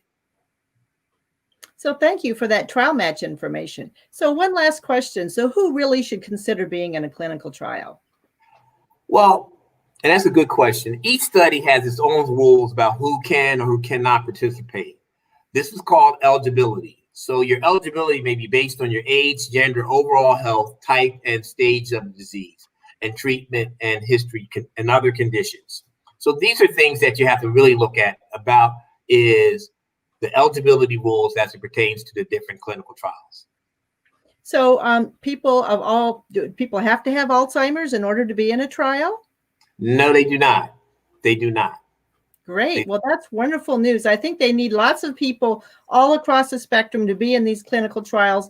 You know, research is really where we're looking for hope right now, because we know that there will be treatments and there will be things and these biomarkers that can help us tell who really should be in these clinical trials. And we're looking down the road to hope that someday they'll be more widely available for diagnosis. So this is really exciting news. And also that we really want to involve people in the new pushes to get people from all different ethnicities and racial backgrounds in these studies, so we can know how these different drugs and treatments affect different people.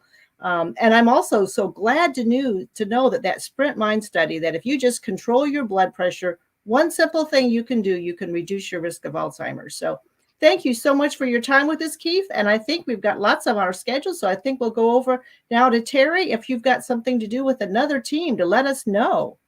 Thank you for having me. Thank you. Gosh, that was really interesting. I think we have another walk team alert. Yes, I see some volunteers popping in. I love it. Yay! Y'all want to introduce yourselves? Share with us why you're here. Hi, everybody. I'm Audrey. I'm the Walk Chair 2020 here in Gainesville. You can see beautiful Julie there in the middle. And then Scott, I can't say that you're beautiful, but great to have all a part of our Gainesville committee here with us today. I want to talk today about something exciting we're doing here in Gainesville. We have an auction going on. We have a few items that are pretty exciting. If you have some people here in the Gainesville area, they might make some great gifts, or we've got a couple of golf experiences, golfing for 4, including the cart, so you don't have to walk 18 holes. And we've got other great things in there. There's a great pet basket. There's even some alcohol stuff in there. So we can't ship the alcohol, but everything else is shippable. I'd love to invite you to take a look. We will close the bidding on Monday at 9 p.m. And I will include in the comments a link for our 32 auction, so you can take a look in there and go and bid. I know I've bid on some things, and friends of mine have bid them up. It's all for a good cause. Nice. Do you want to share a little bit more, Scott? I see this sign in your background there. I'm just so curious. It's a great sign, but you want to share a little bit more about that and your story about why you walk and how you spent Walk Day this year? Sure, I'd love to. So we walk for my father, Ron Anderson. This is him, and this is my 2 daughters in that picture, who are here with me right now. The camera's kind of, hello kids. And I've been a donor and a walker for a number of years and been on the committee for a couple of years, but this year specifically with the virtual nature of the walk and the reduction and other things that my kids have going on, it was just a great opportunity for us to be able to connect and for me to share with them things that they may not have had a chance to learn about their grandfather along the way. And then we really did it up this year. It was virtual, it was isolated, but it was still a really interactive experience for us. We went out on a main drag and walked a couple miles with this big sign. We had the flowers sticking up on the top of it. We were asking people to beep their horns as they went by, and it was just a really engaging experience in a different way than I had experienced it before. A wonderful opportunity to reconnect with my family and connect them to some of the folks that we've lost due to this horrible disease. And thank you for everybody that contributed to making that happen this year. We appreciate it. Wow. So tell us again about your auction. What is your goal again, and how can people get involved? Our goal is to win $7,000, and we are close to 500. We are getting up there. So we really need for some people to bid. We have a signed football by our UF coach this year, and right now you can bid on that for just $60. The golf trips for 4 plus the cart. It's $110 is where the bid is at right now. So really great opportunities to not only get great gifts, have a great time with your family, but also to really make a difference. Well, thank you so much for sharing about that. That's Wow. a very exciting thing. You know, our teams are so creative. They keep coming up with more ways to help us reach our goal. And I'm so appreciate all your efforts to keep this going so that we can reach our goal. Hey, Audrey, would I put you on the spot if you would share with us some wise words in closing here about why this is important, or any advice that you might have, as you've been with us for 6 seasons, which is just amazing, absolutely amazing, and just so grateful for your leadership. Well, I'll just say just real quickly, I started out being a part of the community as a part of my job, but I stayed for the heart of Gainesville and this community that they really are looking for a world without Alzheimer's at the end of the day. So I guess some wise words, as we have folks on here that we hope that are bidding and get us to the goals that we're after. We're entering this holiday season. So remember that Alzheimer's, it never sleeps. However, you can help with fundraising, but also to help us with awareness in our community. We need, of course, your dollars, but we also need your hearts to share the message of a war without Alzheimer's. Thank you. Well, thumbs up. Thank you so much. Thank you so much. Awesome. I love Audrey's thoughts and sharing those things. It always warms me up a little bit. And she's been such a great leader. I don't want to jump off schedule, but she's been such a great leader for our team this year, and always ending our meetings with those inspirational thoughts that have just been really compelling and a good motivator to keep us going. Thanks. Oh, thank you, Audrey. You're awesome. Thank you. Thanks, guys, for having us today. Thank you. Thank you so much. Hey, thanks, everybody. Hey, teams, there's still time to join in. We challenge you to continue your amazing fundraising efforts in raising these critical dollars to support the care and the research for those people who are battling Alzheimer's every day. We've got nearly an hour and a half left to go. We're moving right along. We're still sponsored by CVS. We really want to thank the Susie and the Hampton Manor Group, the Gainesville Group for all of their contributions. Keith for that incredible update on the technology in this half hour. Connie, over to you. Sure. We want to thank each of you. I know that ticker keeps going up. We're now at $12,225. Woohoo! So it's going up all the time. We encourage you, if you haven't made that donation, go ahead and do that. And that's alls.org/CNFL. Steve, one last time, you said you're doing a match on your people making $100 donations. Tell people your team name so they can support you for that. The team name is named after Gina's cape. It's Team First Survivor. Great. And we'll match. It doesn't matter what team you put it, what walk you put it in. When you go into the alz.org/CNFL, we'll match the first 5 $100 donations. So we'll double your money. So jump in there today and help us. I love seeing this. We're almost halfway there today. Over $12,000, $12,225. It says up here. So that's perfect. Great. Well, coming up in the next hour, we know we're all running just a little bit past the top or bottom of the hour, but we've got so much exciting stuff going on. It's just wonderful. So as we get ready to transition to our new team, we're going to learn some exciting things in the next little segment about our Brain Bus, our innovative community education initiative. We're going to hear about how our research efforts are really reaching people and how people can really make a difference. So we'll also have an incredible musical guest coming up singing the song about her journey with Alzheimer's disease. It's a moving tribute to her mother's long battle with the disease. So we hope you stick around. So Steve, just help take us right into this next transition. Connie, thank you, and thank you, and Terry, thank you for a great half an hour. Been a lot of fun. We're now going to transition the baton over to a new set of hosts, zooming in with us. Here they come. We've got Zach Shrugs and Katie Fahrenbrook are going to be hosting the next half hour. Zach and Katie are two of our dedicated staff members from the Panhandle area who I can tell you personally go above and beyond what it takes to do their job. They have both been just amazing helps to all of us. So take it away, Zach and Katie. It's all yours. Absolutely. Thank you so much, Steve. And thank you for all that you do. We are going to call this next hour the Panhandle Hour because you were hanging out with your Florida Panhandle staff.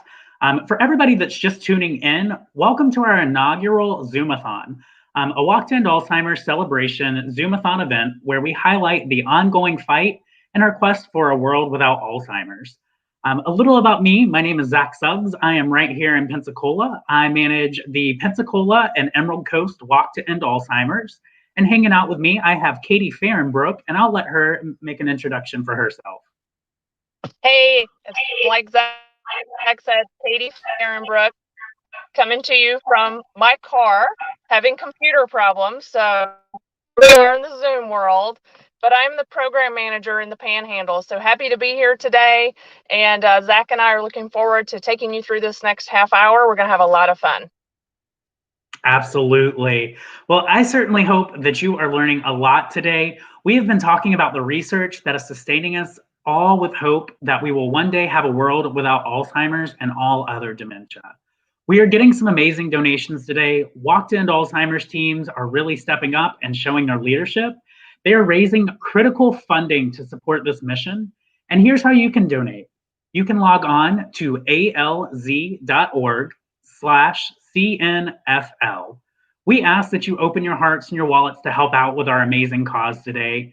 Over the next few hours, you will meet so many people that have made it their life's work to put an end to this disease. But first, a reminder, why do we fight? For people like our amazing board chair, who you just saw, Waterhouse. Our board chair, he's very dedicated to this cause, and we have a video to show you. I'm Steve, and I'm one of the many faces of Alzheimer's. My wife was only 63 when she was diagnosed with this awful disease. She immediately volunteered for a drug trial in the hopes of maybe finding a cure, maybe even preventing our children from having to face the same reality. We don't have a cure yet, but we're working hard to find one. It's going to take a lot of resources.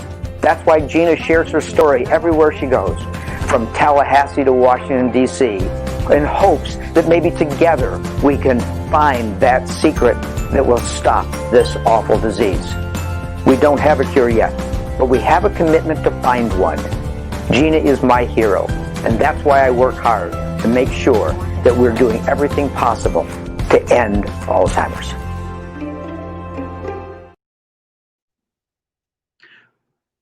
Wonderful. Thank you so much, Steve. As you can see, Steve is such an asset for us and really does such amazing things for the association. Here to talk about a couple things that we're doing today is Katie, and she is going to introduce our friend Rob, who drives the brain bus. Katie? Thanks, Zach, and hello, Rob. Good to see you. Good seeing you. I've been here all morning, and this has been so fun. I'm so excited to be a part of this. So awesome. So Rob, for those of you that don't know, drives our brain bus. And Rob, for those that don't know, what is the brain bus? Well, I get asked that a lot. And we have a short video, and that way it'll explain it, and then we can continue to talk about it. Sounds good. It can be a scary conversation to have, talking about the beginning stages of Alzheimer's. Before you go to a doctor, there is a tool that can help answer some tough questions you might have, and it's called the Brain Bus. In a normal year, the Alzheimer's Brain Bus would typically tour across the state to help and educate those who have questions about Alzheimer's and dementia.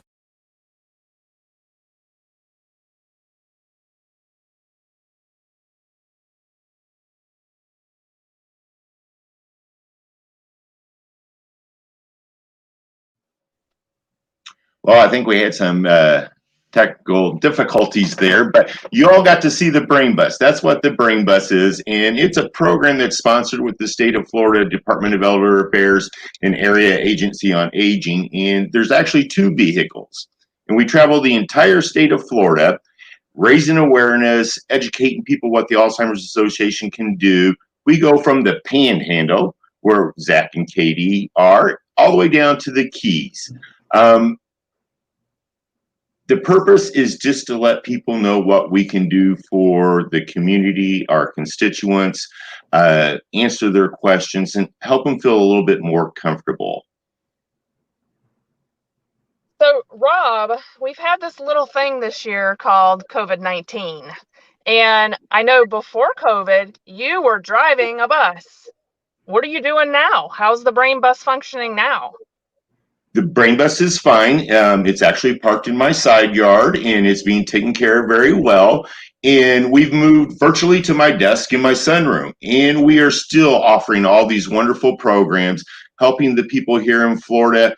It's just been amazing. When we stopped doing live programs in March at the end, within 2 weeks, we had over 200 support groups up and running through telephones or Zoom programs, and we are offering all of our education programs through Zoom.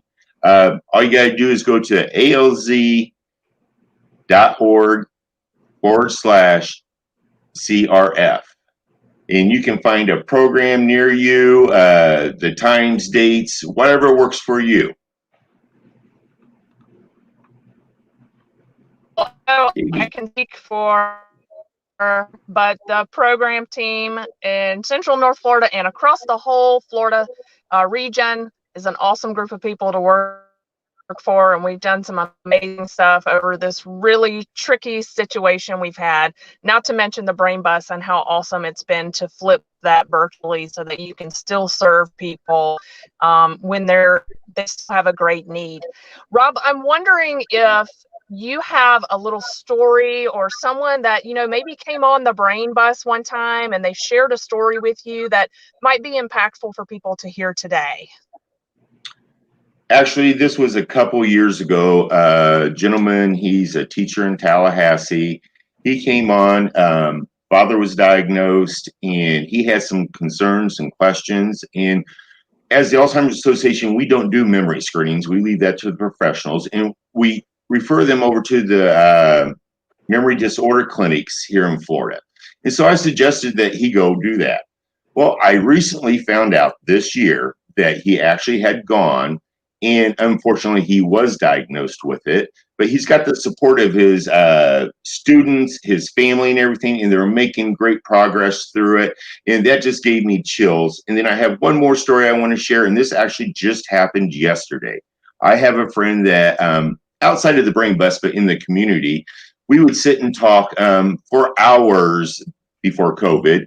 And his mom has dementia. She's in Indiana. She's 94. And he took the time, and we haven't spoken in almost a year because of the COVID and everything. He called me yesterday and told me thank you for informing him of all the different things that are going to go on through the disease process. And both of those incidents actually brought tears to my eyes. I'm so happy that I'm here and I'm able to help and share this information with people. It's just amazing. It is amazing work, and I know from personal experience, these program staff work from the heart, and so it's always nice to hear those stories that have really impacted people, where we know that the work that we do is touching people's lives. So thank you, Rob, for all the work you do with the Brain Bus, and I know I can speak for the entire Panhandle.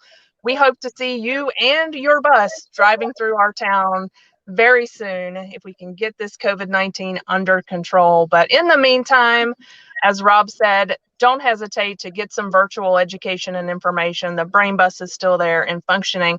Rob, any last words you want to share?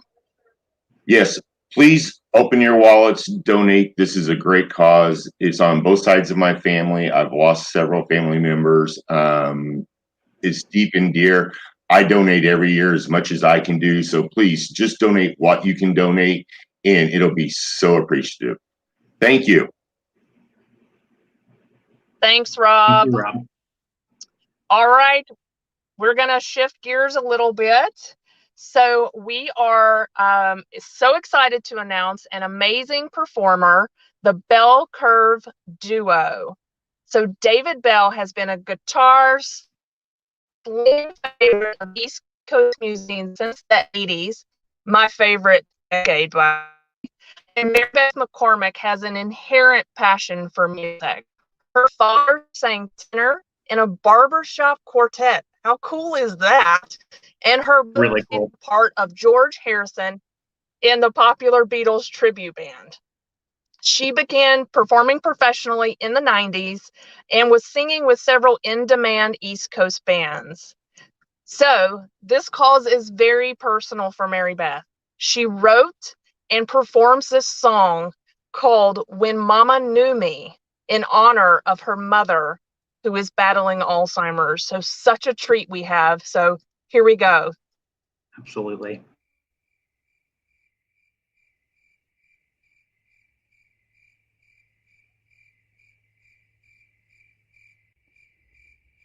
This is my mom with her sisters. Oh, which one is she? The one in the bathing suit. Oh, pretty one. This is a newspaper article when she was a majorette in the marching band. My dad played trumpet. Oh, I remember that. Right?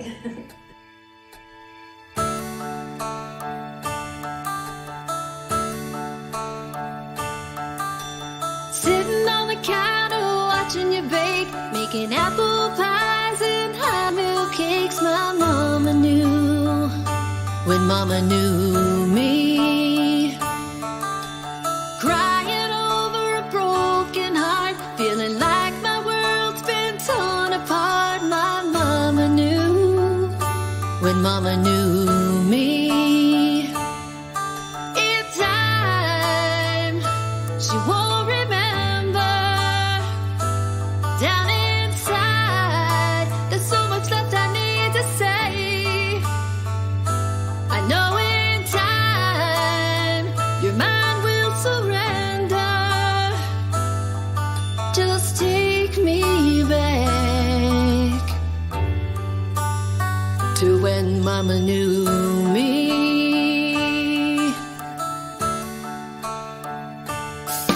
Buying penny candies at the 5 and dime, swimming at the lake till 9:30. My mama knew when mama knew me.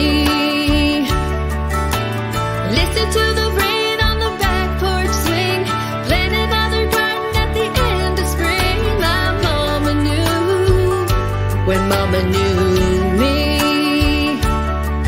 She smiles, but does she remember? In her eyes, there's something that she needs to say.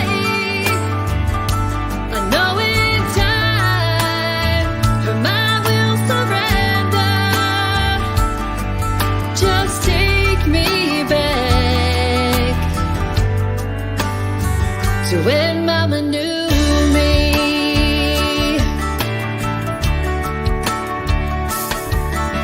Searching for your old home, feeling like you're all alone when I'm right here.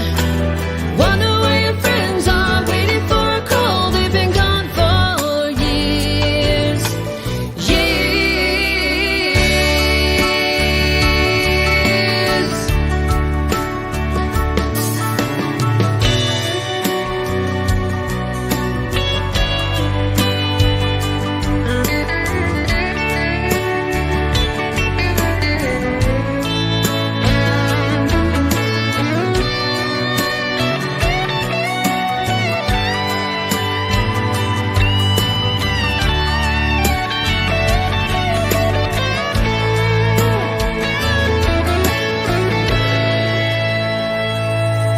Keep yourself out of trouble, don't stay out late. Be swing to mure on all your dates. My mama knew when mama knew me.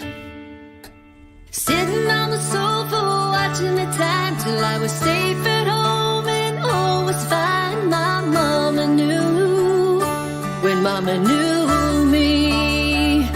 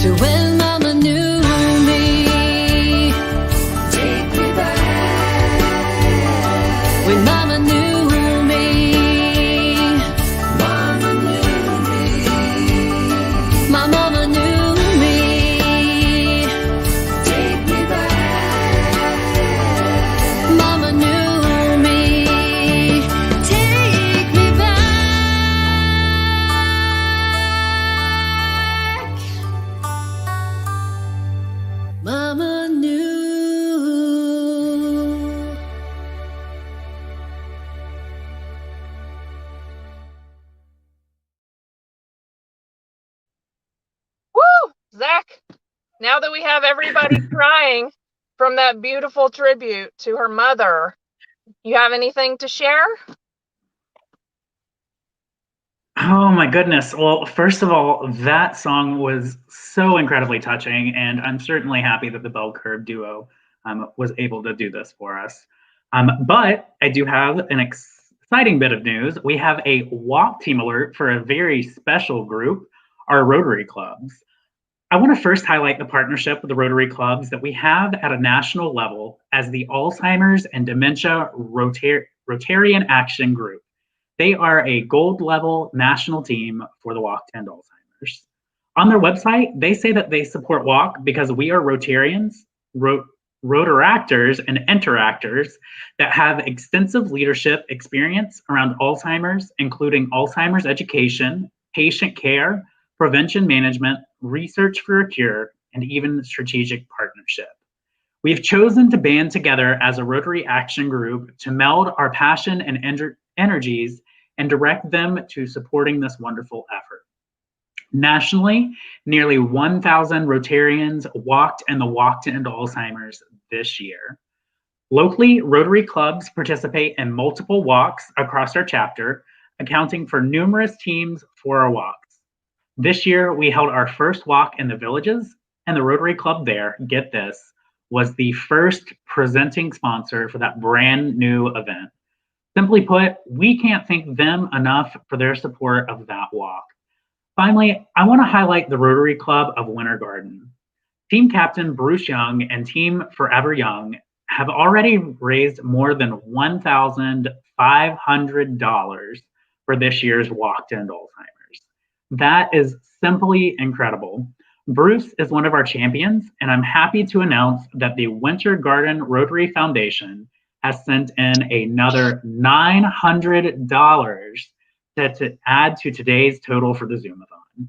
So again, thank you so much, Bruce. Thank you to all of the members of your team, and thank you to all of Rotary for your support and continued support going forward.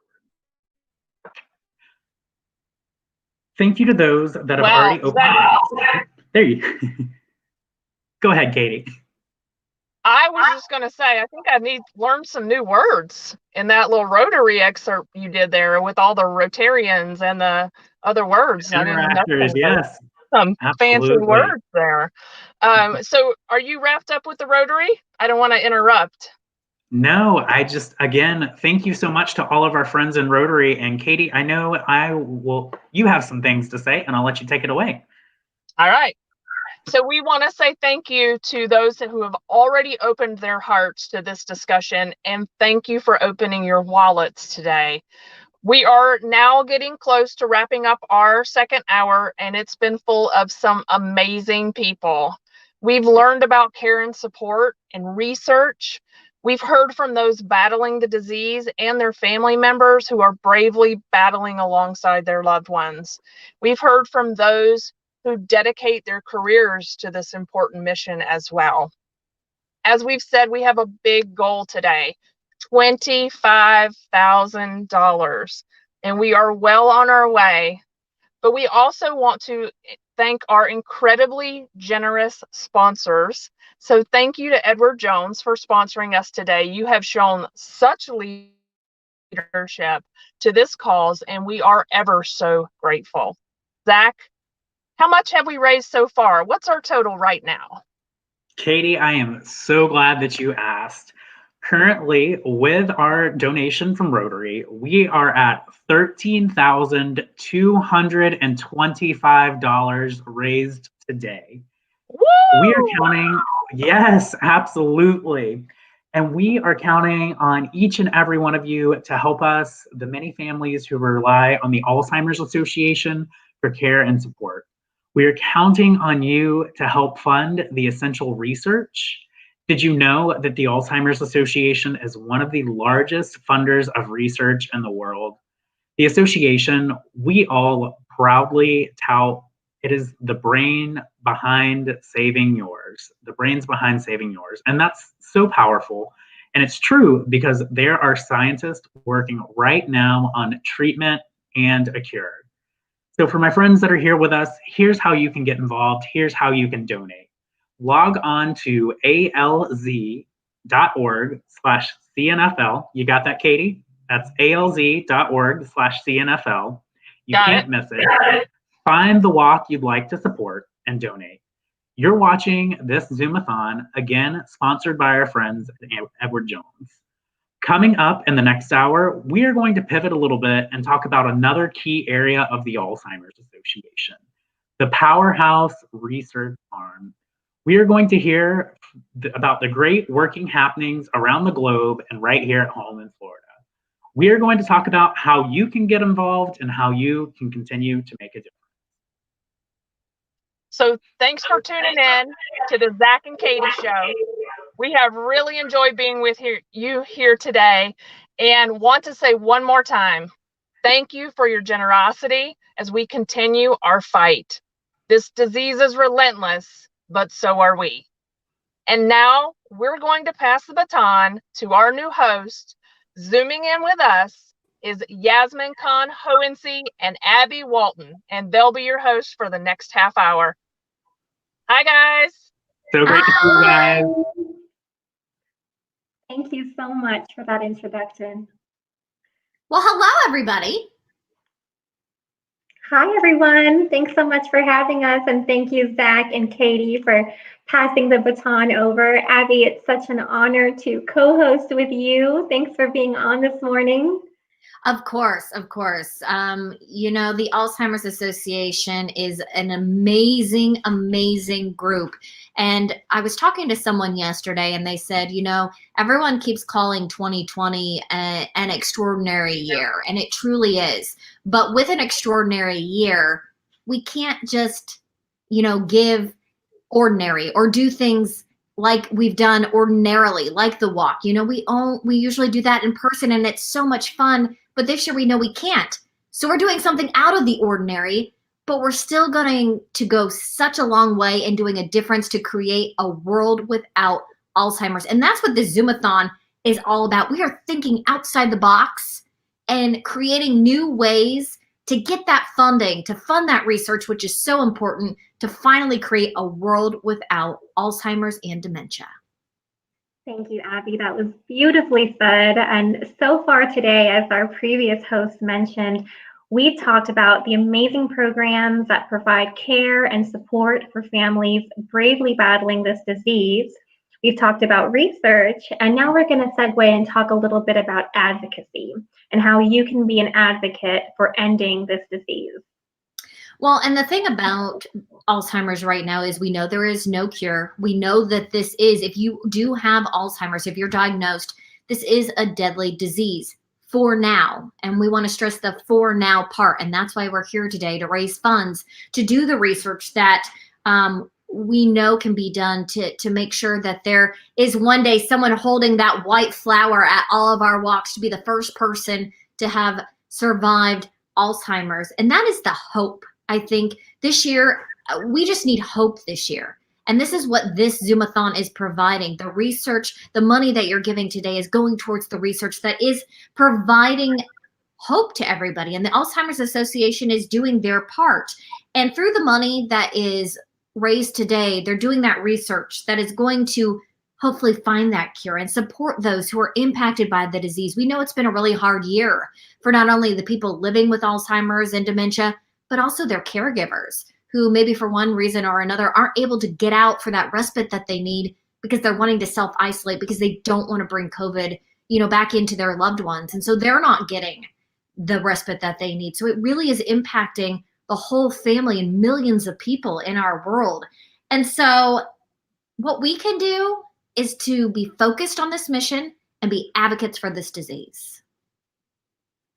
Thank you, Abby. And just like my shirt says, we are hoping to lead the way for the first survivor. And like Leandra mentioned, I'm also decked out in some incentive gear for our fundraisers out there. So we are hoping, you know, our goal today is a lofty one, but we are looking to raise $25,000. And as you've heard from the guests before us, we're almost halfway there. We can do this. That's awesome. Yes, so far we've raised over $13,000, and here's how you can donate. Okay, very important. Log on to alz.org/CNFL, CNFL. You can't miss the banner. It's all available there on the landing page. Just find the walk you'd like to support and donate. It can be any walk of our 11 Central and North Florida chapter walks. We've already met and talked with so many people who truly make it their life's work to put an end to this disease. And we're going to hear from even more. So why do we fight? We fight for people like Usha Tiwari, and we're going to show a video from her next.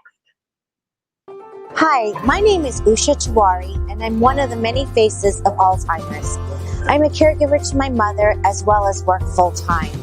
Unfortunately, this uphill battle is an emotional roller coaster that is starting to take a mental and physical toll on me.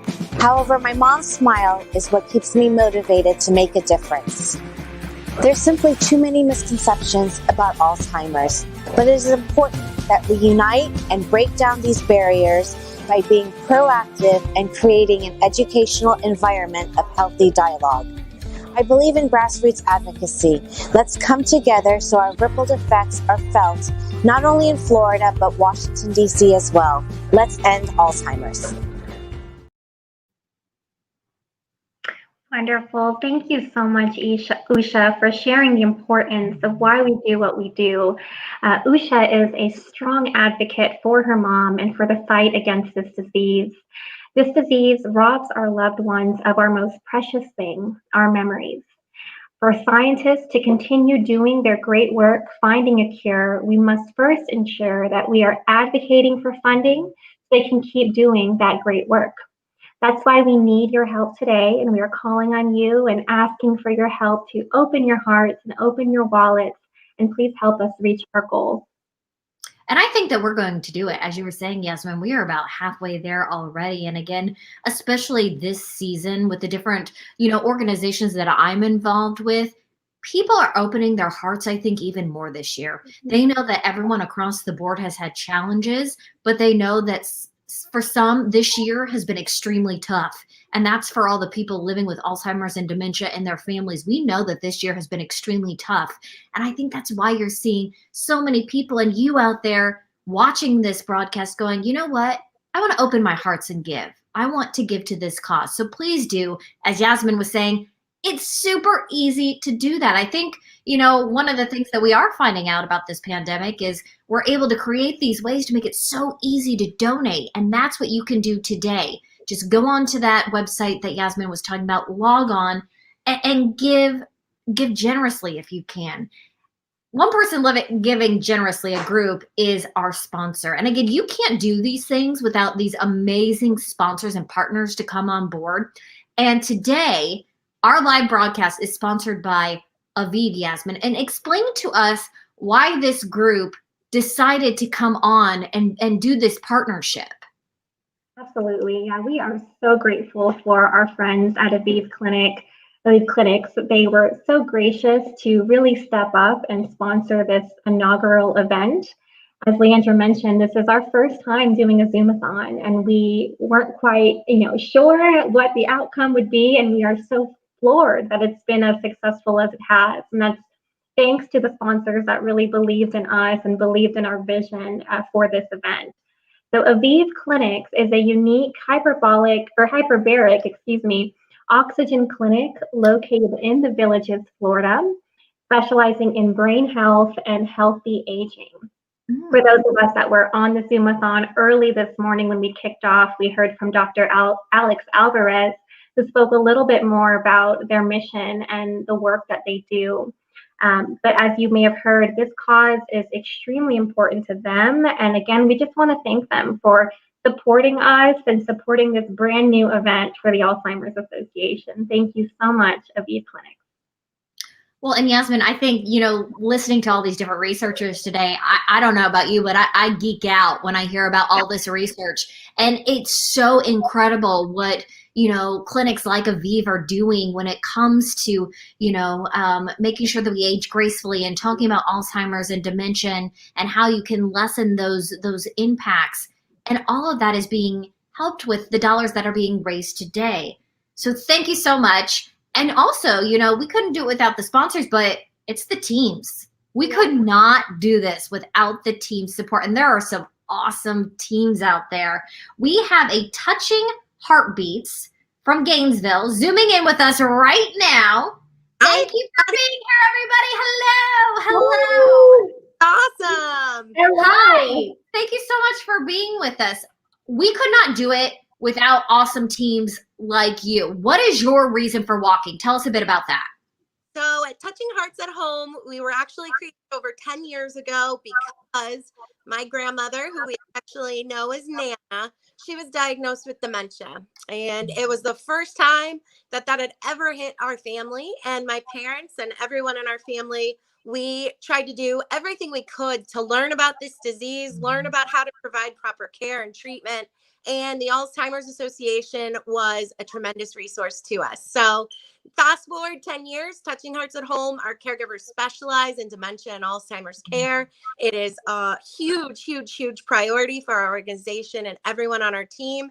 And this year, when we heard about, the walk and knowing that it would be virtual, we said we've got to find a way to pivot. It's got to be creative. It's got to be fun. And of course, everybody knows what a great cause this is for. So with that being said, this year, when restaurants opened and we realized people could safely dine at restaurants following CDC protocols, we partnered with our local Touching Hearts, or Texas Roadhouse, and they were thrilled to have us partner with them for a fundraiser for the Alzheimer's Association. Awesome. They offered to-go meals for those that didn't feel comfortable dining in, and everyone who dined in at the restaurant on the night of our event, 20% of their proceeds were donated to the Alzheimer's Association. So it was a really exciting event. It was super fun and for such a great cause. And we're super excited because today, just a couple seconds ago, we just made our donation for $2,500. So that Wow! Thank you. Of course. And we want to thank all of our partners. The media was wonderful, giving us PSA to give exposure to the Alzheimer's Association, and Campus Credit Union came through for us, and a couple other local community teams. So thank you to everyone who helped. Well, thank you so much. And I think you hit it on the head when you said this year we had to figure out how to be creative. Very true. And hopefully that we're going to keep getting more and more creative for more initiatives for Alzheimer's. So thank you. Thank you so much. Yes. Thanks for having us. Bye. Thank you. Thanks, Christina. Yeah. Awesome. Well, as Christina has alluded to, our teams have really been creative in coming up with new initiatives. Just in, that donation put our entire Central and North Florida chapter over $900,000. That was amazing, amazing, amazing. Thank you so, so much. And again, we are sponsored by Aviv, so just another shout out and more love to you all. Thank you so much for your generosity and your support. So to those, excuse me. Yeah, Yasmin, tell us how we can donate again. Sure, yes. So the link to donate is alls.org/CNFL. So Central North Florida. And once you log on, it's on the landing page and you can choose any of the walks that you like to make a donation. That's awesome. And what really is our theme for this hour? So we're focusing so much of this hour on advocacy. So as we heard from one of our teams in Gainesville, we also are going to be hearing soon from, as you can see in the ticker there, from Evan Holler, our public policy manager. So stay tuned for that. We're super excited. So again, we have a big goal today, $25,000. We've shared with you how you can donate, and next you're going to hear from one of our fabulous public policy managers. Absolutely. And again, we, Yasmin, are talking about hope through research and advocacy. And in order to do that, hello, in order to do that, in order to help find a cure, we really need to be able to have these amazing scientists and doctors who are taking those research dollars and then going straight to work to find a cure. It is amazing. And one of the many ways that we do that is through AIM, the Alzheimer's Impact Movement. And that is a coalition of people who are committed to advocating for the cause. And joining us now, as you saw, is to talk more about AIM is Evan Haller. Tell us a little bit, for people who may not know what AIM is, Evan, explain that to people. Yeah, and thank you guys so much for having me today. Wow, what a great event. I've been watching it all morning, and I was so excited. And that last donation that just came in, that's incredible. So a little bit about me. I work in public policy and advocacy with advocates. It's really my role to work with our advocates to help them repackage their personal stories so that we can engage with members of Congress and support things like research funding and federal and state priorities. And so while the Alzheimer's Association is a 501c3, we're mainly focused on raising funds and then obviously advocacy as well. But the Alzheimer's Impact Movement is a 501c4, so it allows us to have constant contact with our elected officials by having a federal affairs team in Washington, D.C. all year round, so that all of our advocates that are working here back in the state of Florida, their voices and everything that they're doing is being amplified year round on the Hill. Well, and I think you talked about it, Evan, the fact that making sure that lawmakers are able to hear and see personal stories, that really quantifies it, and that really brings it home to those people. How are you able to talk to some of the highest lawmakers in our country? So that's a great question. I've been doing this for a couple years now, and the one thing I realized is that, they're working for us. They are here to support our initiatives, but you really have to know how to navigate that system. And the strongest thing that you can do, the most impactful thing that you can do, and the thing that our volunteers do and our advocates every day is share their personal story. So whenever we walk into a congressional office with advocates, I say, if you remember one thing, just share your personal story. It can be heart-wrenching sometimes, a lot of talking about all the difficult things that you've been through, but that really makes an impact with the elected official and inspires them. And it really opens the door for us to then talk about our priorities that we are working on at that time. Well, and you're exactly right. When I've done different interviews with, families who are dealing with Alzheimer's, dementia, my focus is always, tell me the truth. Like, get as emotional as you can. I know it's hard sometimes to talk to your story, tell your story to people, but the more you do, the more it's going to resonate with, the viewers on the screen or in their homes or the lawmakers, and that's going to generate a ripple effect down the road. So really, one person can make a big difference, Evan. They sure can. I mean, seriously, one voice can make a huge difference. So if you're out there and you're unsure if this is something for you, or if you don't know how to share your personal story, I mean, contact our advocacy team. We're here to work with you day in and day out. And the one beautiful thing that I've seen from advocacy, and you've seen many of our advocates throughout the Zoom-a-thon. Usha was just the last one that we saw, and what an incredible person that she is. But just harnessing that power of sharing that story, whether you're going through it right now or it happened in the past, and all that heartbreak, it can really heal people, and I've seen that, and I've seen how important that is. And that's why I love this job, and I'm still here doing it 4 years later. Well, and I think too, it can tap into, a lawmaker with, unfortunately the numbers, there are a lot of people dealing with Alzheimer's and dementia. And so there is a very likely chance that lawmaker has a family member, a friend, someone that they personally know dealing with that, or maybe a friend who's a caregiver. And so that really taps into something very personal. It really does. And Usha's a great example of that, because when we first started working with her, she started engaging Congresswoman Val Demings, and Congresswoman Demings has a personal story. And so after that, it was just so easy, because we would go in the office and she would say, "What do you need? What do you need from me?" And so I just can't stress the power of advocacy, the power of sharing your voice and your experiences. And I'm so thankful that we're doing this here today. And again, before we let you go, if someone's sitting out there and saying, you know, that maybe that's how I can get involved. Maybe that's what I can do. I have a story to share. How can we get in touch with you? How can we learn about doing more of that? So if you visit alz.org/CNFL, there is always an advocacy section of our website where you can go and submit an application to be an advocate, or you can email me at eholler@alz.org. Yes, it's holler spelled exactly how it sounds. And I'm happy to help connect you with our policy team from whatever area you're in and really help you get involved to share your experience. Evan, keep doing the good work you're doing. It's awesome. Thank you guys so much. It was just such a pleasure being on here today. And wow, what an exciting event. Mm-hmm. Thank you. I am honored to be your colleague. I know we are all just so privileged to work with you and your team. Thank you so much for all you do. So this just in, we have another walk team alert, and we're really excited for this one. My friend Pavla Paul, who manages the the Greater Orlando Walk to End Alzheimer's, is going to share a little bit about Gentry Park. But first, we have a video to share.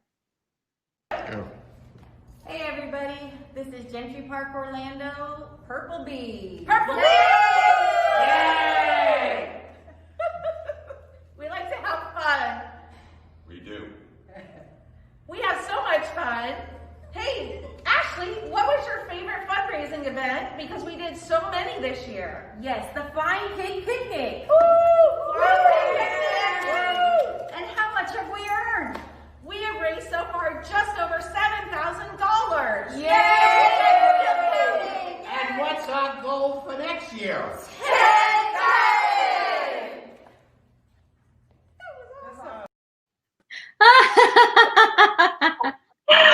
That was awesome. I love that video. Hi guys. I'm sorry. Hi. Thank you guys so much for having me. I can't express enough how much I love working with Gentry Park Orlando. They just happen to be a national team with us and have been supporting us for a while. This will be my third season working with them. And they are just a top 5 fundraising team. They continue to do so. And they actually are donating another $400 today for the Zoom-a-thon. So I'm so proud of them. I love them. Sarah, Sam, Carmen, Carrie, Ashley, just everyone. Thank you so much. That is incredible. Yeah. And I will be back very soon to co-host our last, 30 minutes, the 1:30 mark. I'll be back to talk to you guys more with Mike Miller. All right. We'll see you then. Thank you so much. Thank you, Pavla, for sharing, and to Gentry Park for all of your hard work this year. Walk teams, there's still time. We challenge you to continue your amazing efforts and raise these critical dollars to support and care for those battling this disease and for their families and caregivers who live with this every day. Thank you so much. Yes, thank you so much. Can you believe, Yasmin, we are closing in on our final half hour of the inaugural Zoom-a-thon. I think it's incredible. Time is flying, but it's amazing. And we're so thrilled for all the support. And we, of course, can't go without saying thank you so much to Aviv Clinics for their constant support for today's event. We've heard from some really awesome voices over the past 2.5 hours. Thank you for doing what you do, for taking on this very hard work, emotional work, personal work. It's doing so much to help find that cure and create that world with Alzheimer's. We couldn't do it without you. So thank you for being so giving of your hearts and of your time.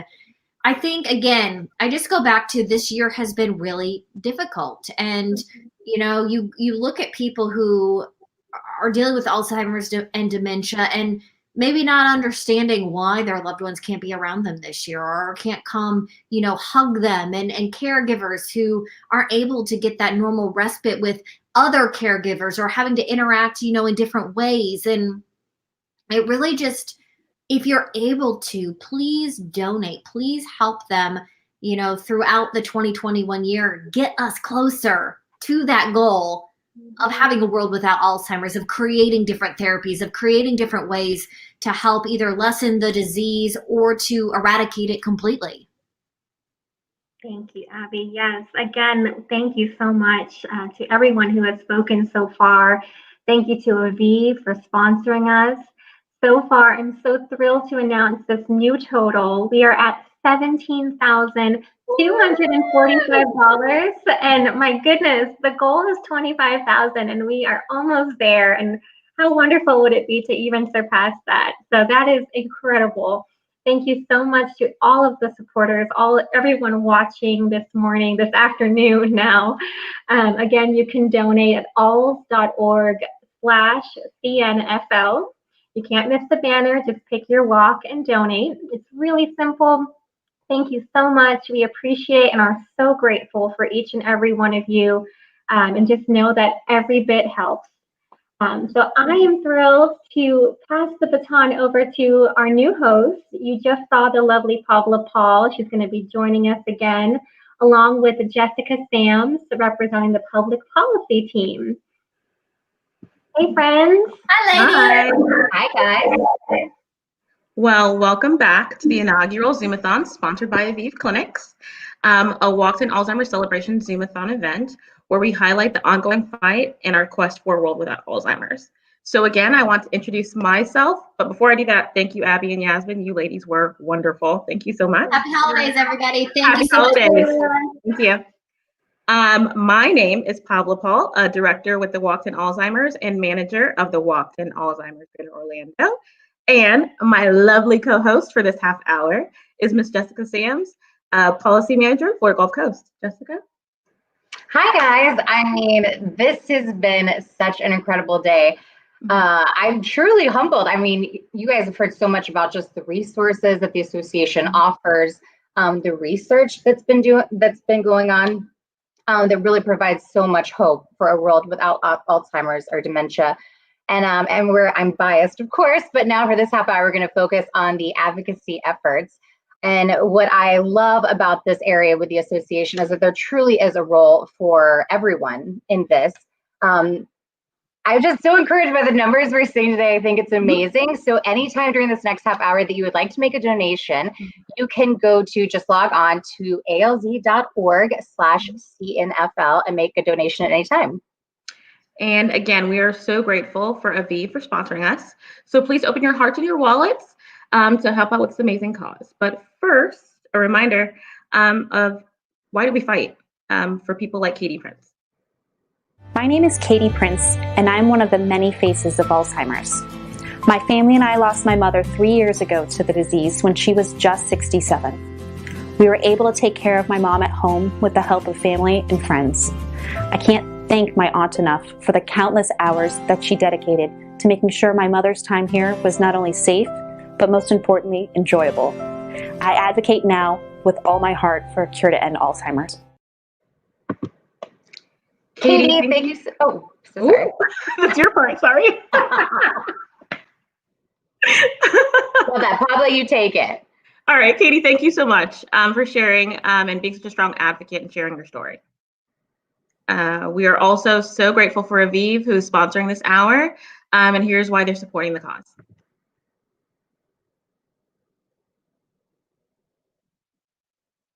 Are we rolling the tape, or are we going to move on to Mike? You know what? Here's Mike. Hey. Let's just get right to him. Quite an entrance. There we go. There we go. Well, I'll jump in. I'll continue to jump in, Jessica, if you don't mind, because we're really going to focus on you and Mike taking it away. So we were joined by Mike Miller today to talk about advocacy that's happening here in the state of Florida. Mike, thank you so much for zooming in live with us today. Thank you for being here. And Jessica, I'll let you take it. Yeah, I think so. Mike and I have been friends for years, and I had the privilege of serving as his legislative aide in Tallahassee for 4 years, 2 sessions, or 4 sessions, I guess should say. Yeah. And we really had all 4. We really had an incredible journey that was really wild with the Alzheimer's Association, and it kind of started at the very beginning. our office was right next to Rep. Scott Plakin, and his wife Susie had Alzheimer's, and she was there. And it was really the first time I'd interacted with someone on a day-to-day basis living with dementia. And I have to tell you that I really wish I'd known about all the resources that the association offered. I was just kind of figuring it out as I went, which I think a lot of people do.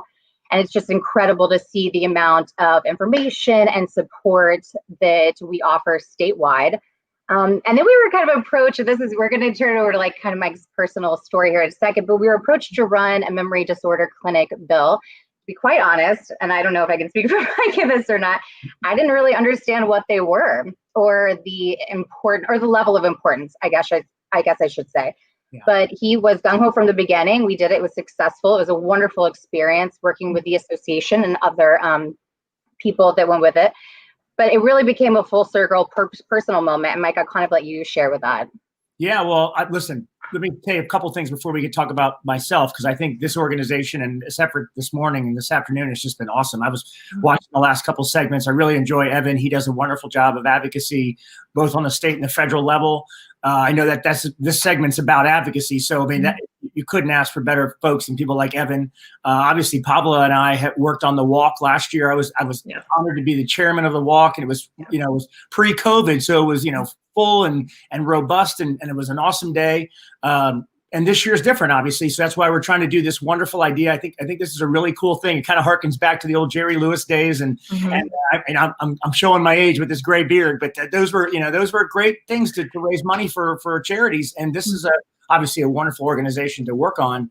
And again, Jess and I have not only been friends, but Jess professionally was a wonderful aide when I was in the legislature. And I can tell you firsthand, when somebody comes into your office and they tell you their personal story, like Katie just told in the last clip, it really affects you, and it makes you, and it has a lasting memory. And then we, unfortunately, God bless the late Susie Plakin, but Representative Plakin, who's actually still in the legislature and is still a champion for Alzheimer's research and funding. We watched Susie just slide and ultimately pass, and it was. I don't even know how to describe that. And I know a lot of folks watching and listening have had that happen to them personally. And she was so young. That's the issue that I think was so surprising to Jess and I, is she was only in her 50s. And it was a terrible thing to watch. But part of being with Scott and being so close to Scott was I learned an incredible amount about how important not only charitable funding like this, which is what we're trying to do today, but the funding that it takes from the state and the feds to try to pay for research and pay for hopefully the breakthrough to find that first survivor. And I tell you, Jess was awesome working with me. I'm so glad she's with the Alzheimer's organization now, because we advocated for that memory disorder clinic. Thinking that we would help Susie and we'd help other folks that are suffering with various stages of Alzheimer's. I had no idea at the time, what I was working for. And I so enjoyed getting to know Dr. Laird, Rosemary Laird here in Orlando, who's a great person in the search for the cure.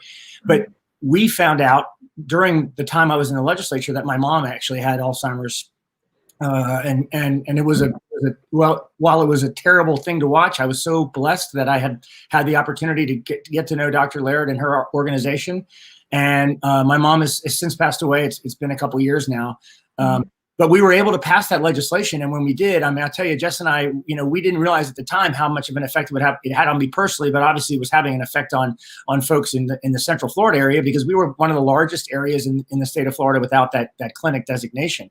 And now there's, previous to our work, Jess and I, there were other clinics around the state, and they just do remarkable work. And I know in the future, and which is why we're having this segment, right, it only comes if you make sure that the legislature knows what the positive effects of these memory disorder clinics are, what all the efforts that this organization is doing. I mean, Pavla has worked so hard. God bless her for all the work she does. And Katie, and the story she told, and Yasmin and Abby, that last segment, and all their enthusiasm. But it comes down to dollars, obviously. And I do know that we're getting closer. And I do know that folks like Scott Plakin and other members of the legislature.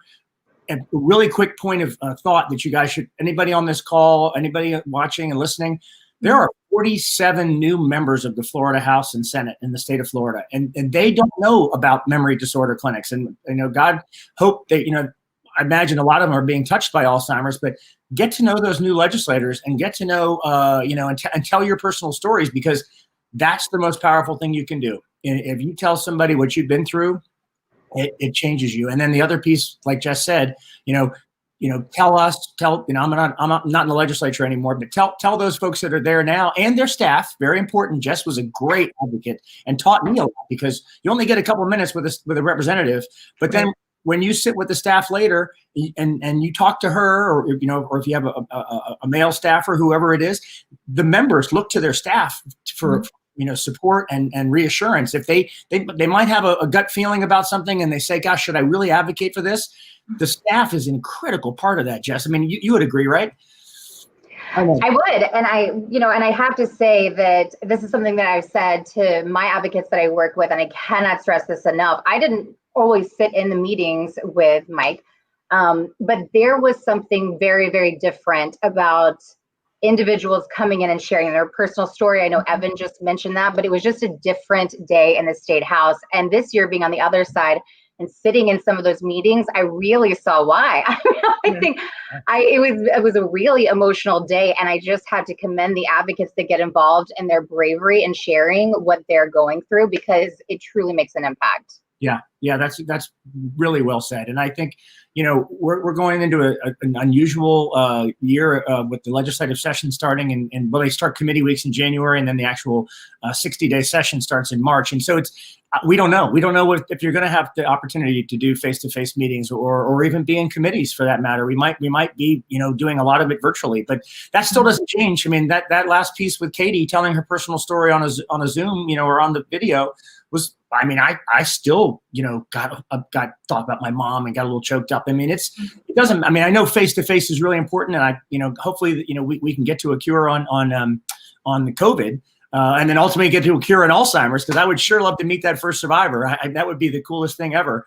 But yeah, I think it really advocacy can't be understated, because if you're going to make a difference and you're not wealthy and you can't afford to give a lot, you give what you can, but you can also give your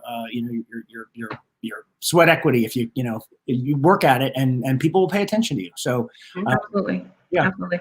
Well, Mike, I can't thank you enough for your time as my event chair in 2019. It was a pleasure working with you. And actually, your enthusiasm and your energy level is outstanding. I mean, I'm getting to be an old man, as I said earlier, but you have great enthusiasm, and I truly enjoy you. You're no, great. it's been fantastic, and now you're serving in a different capacity on our board of directors. So we're thankful to have you as just a continued force.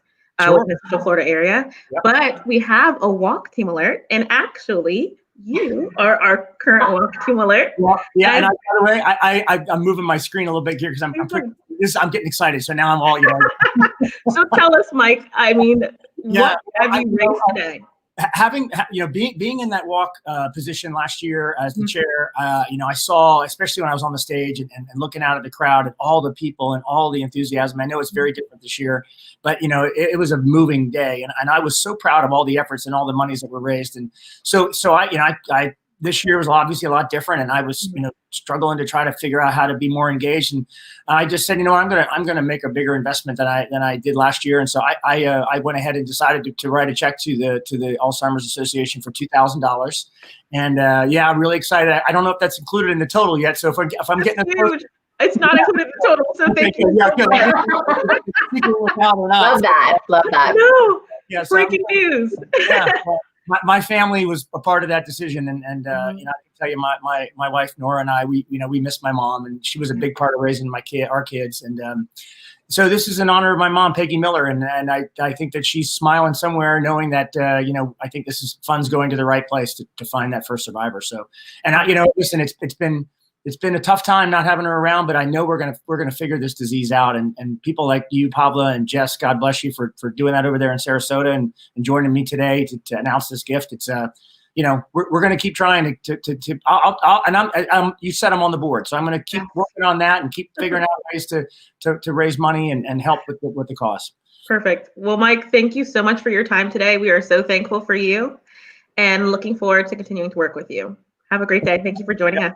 Okay, guys. See you later. Merry Christmas, everybody. Thank you. Happy holidays. Merry Christmas. We also want to thank Aviv for sponsoring our inaugural Zoom-a-thon today. Aviv Clinics, thank you so much for your support. Jessica? So I'm really excited to talk about this. This is in public policy, this has been such a huge effort for us, a Project Vital, and it's also been, we've got different programs. It's just been a really incredible program. We are leading the nation in this critical line of communication. And we want to show you, here is WCTV's Abby Walton with how it's supporting those battling Alzheimer's during the pandemic.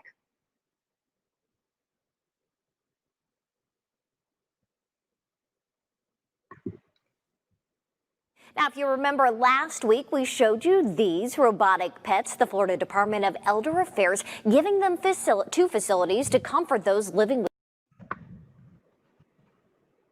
Hello, we're back, I guess. But like the videos, they just want us live, Pablo. That's it. I think they want to see more of us. I think it's what it is. Well, actually, I think we'll move it on into our next segment, and I think that's yours. Go ahead, Jessica. Or is it mine? It's mine. We're gonna roll to our next segment. It's going to be a Q&A with Deidre Schubert, Program Manager here in Central and North Florida.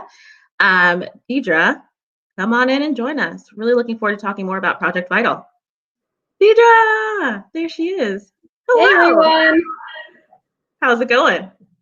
Going well. Thank you so much for having me today. This is an incredible event. I've been watching on Facebook all morning. So Awesome. Well, Deidre, first things first, how did all this come about? I know that we are in Project Vital 3.0. How did we get there? Where are we now?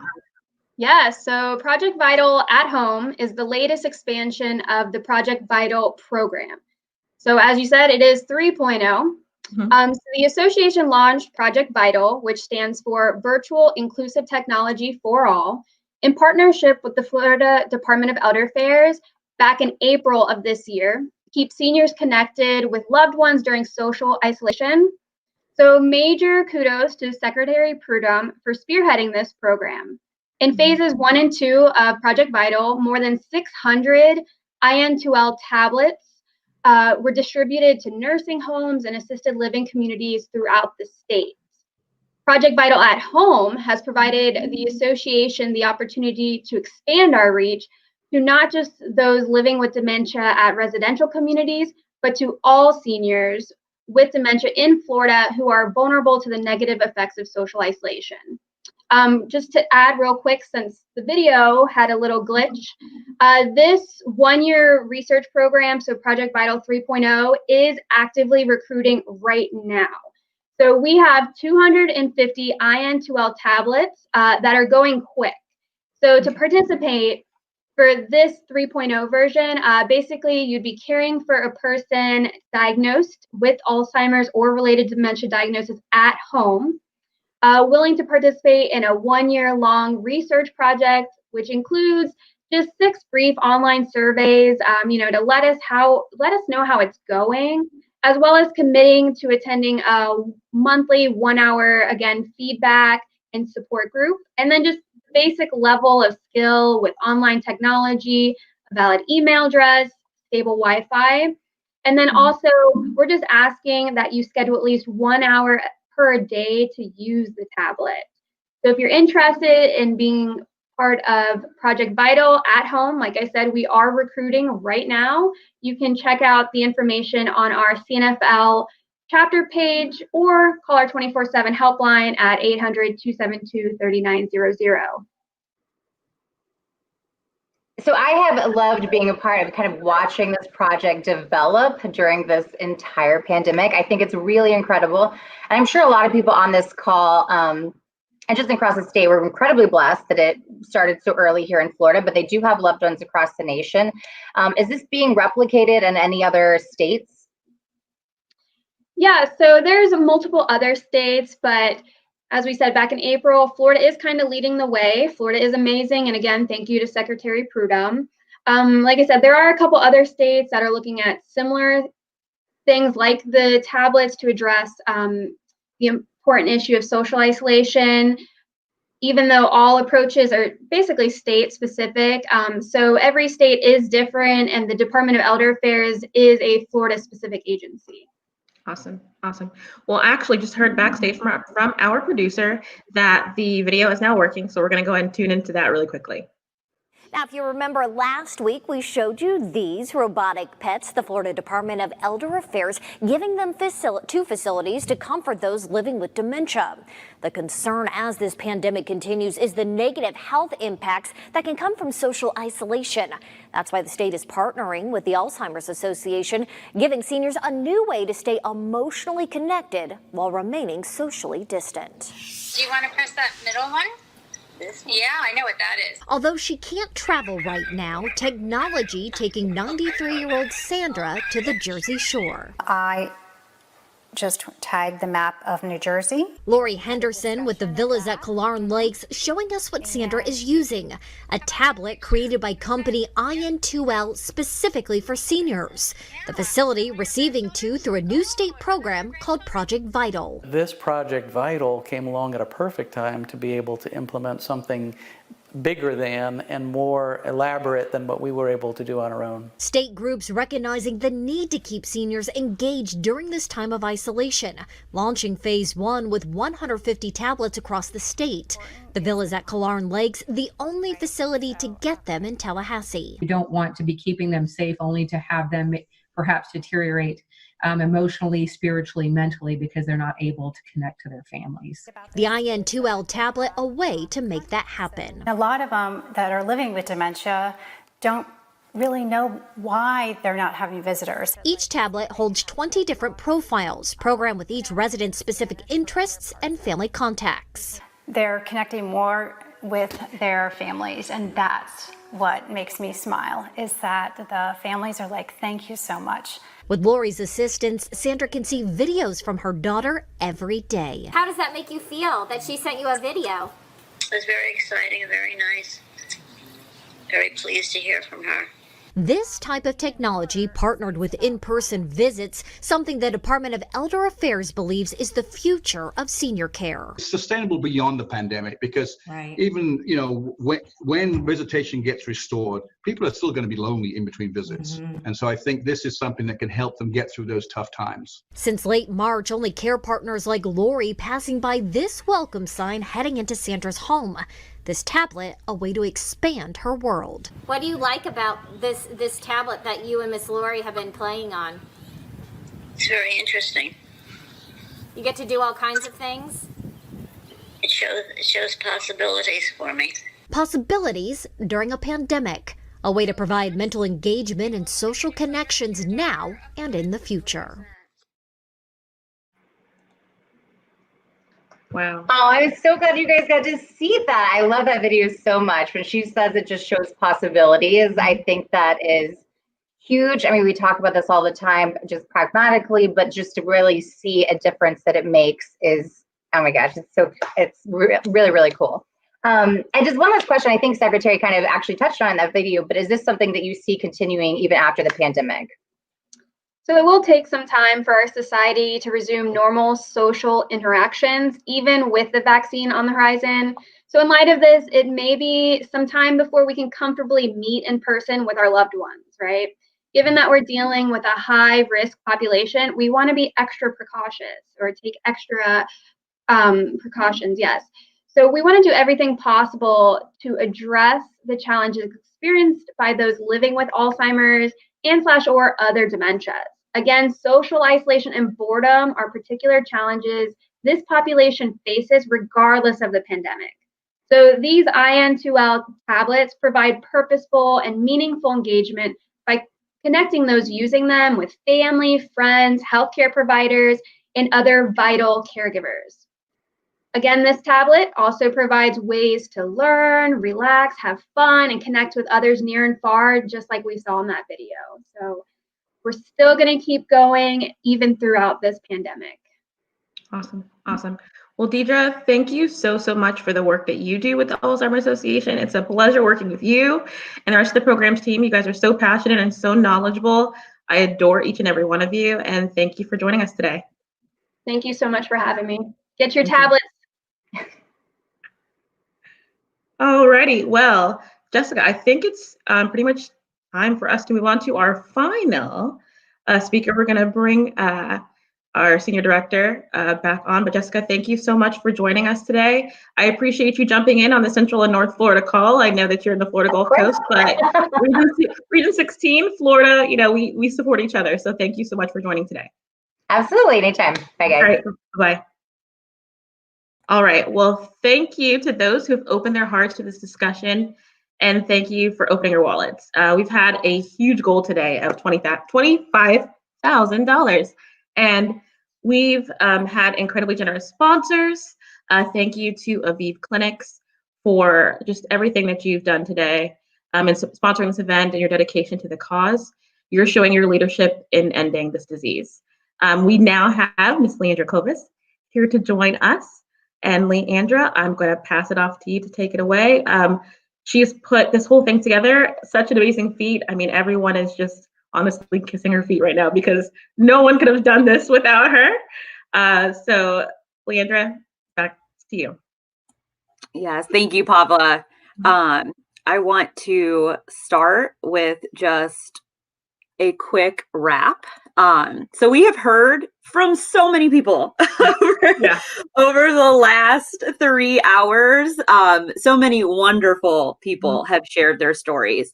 We started with Usha sharing her caregiving story. We had Mitch Hunt, our vice chair of the board, coming on and talking about what it is to be a board member, and then actually donating $500 in his segment himself. We had Dama, who talked about navigating the holidays with COVID-19 and social isolation. We just heard from Deidre talking about Project Vital. We had Keith Gibson, one of our research champions, who went over all of that. We had Rob Harris, our brain bus driver. And then we just had some really amazing advocacy updates with Evan, with Jessica, with Mike. I feel like there's been so much that I'm almost like, I'm trying to glance back at the agenda to remember everything that has just happened in the last 3 hours, because we had so many amazing updates and so many donations. I actually would love, if he is willing, I'd love to bring our board chair back on for this very last section as we announce some of the donations and the total. So Steve, if that's okay. Hi, Steve. Steve has been hanging out with us. And when we started today, like I said, we were somewhere around like $885,000 as a chapter that we had raised through our walks to date.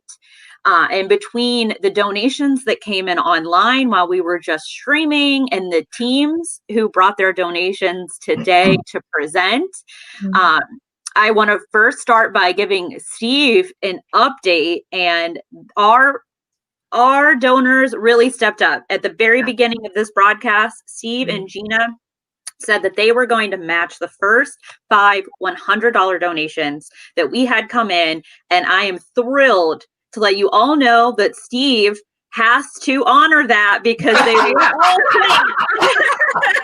Every single one of them was claimed. And so I actually think that Steve has already honored that and made a $500 donation. I did about 10 minutes ago because I knew we'd come through. Our donors did not disappoint, and so all of that match money was claimed. So thank you so much to the Waterhouses. And collectively, between our sponsor, our teams, our donors today, we raised close to $20,000, which is absolutely amazing. As a chapter, we are over $900,000 raised through our walks. And I know we had a goal of 25,000, but there's still time today, and our donations are still going through the end of the year. And I know for a fact we still have some donors who haven't sent their money in for multiple events, and Pavla alone is waiting for substantial number of match donations. So I know we're going to come in even higher than that, but this has been a really, really fun event. This is the first time we did anything like this. So I think it has been really, really awesome. Like I said, fundraising goes through 12/31 for those great incentive prizes that Yasmin and I I'm wearing one too.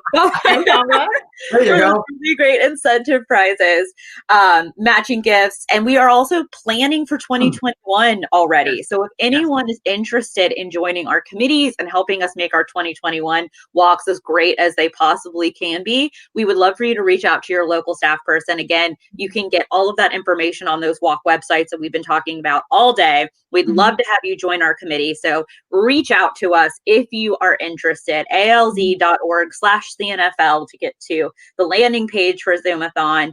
And again, I want to thank all of our teams who came on today, all of our speakers. This has been absolutely amazing. We had the Pensacola Young Professionals, the A1A Parrot Heads, David Wheeler, Hampton Manor Hikers, the Gainesville Committee, Team Forever Young and Bruce Young in the Rotary, Steve and Gina, obviously, the Touching Heartbeats, Gentry Park, Mike Miller, and again, thank you to Aviv Clinics for being our sponsor of this event. So I hope that everyone has a wonderful holiday season, and on behalf of all of my staff, the board, everyone with the Alzheimer's Association in Central and North Florida, we cannot say thank you enough. So and to you, Leandra, for an amazing job doing this.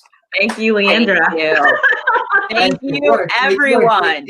What a great team. Thank you. Awesome. Thank you, guys. Have a great day, guys.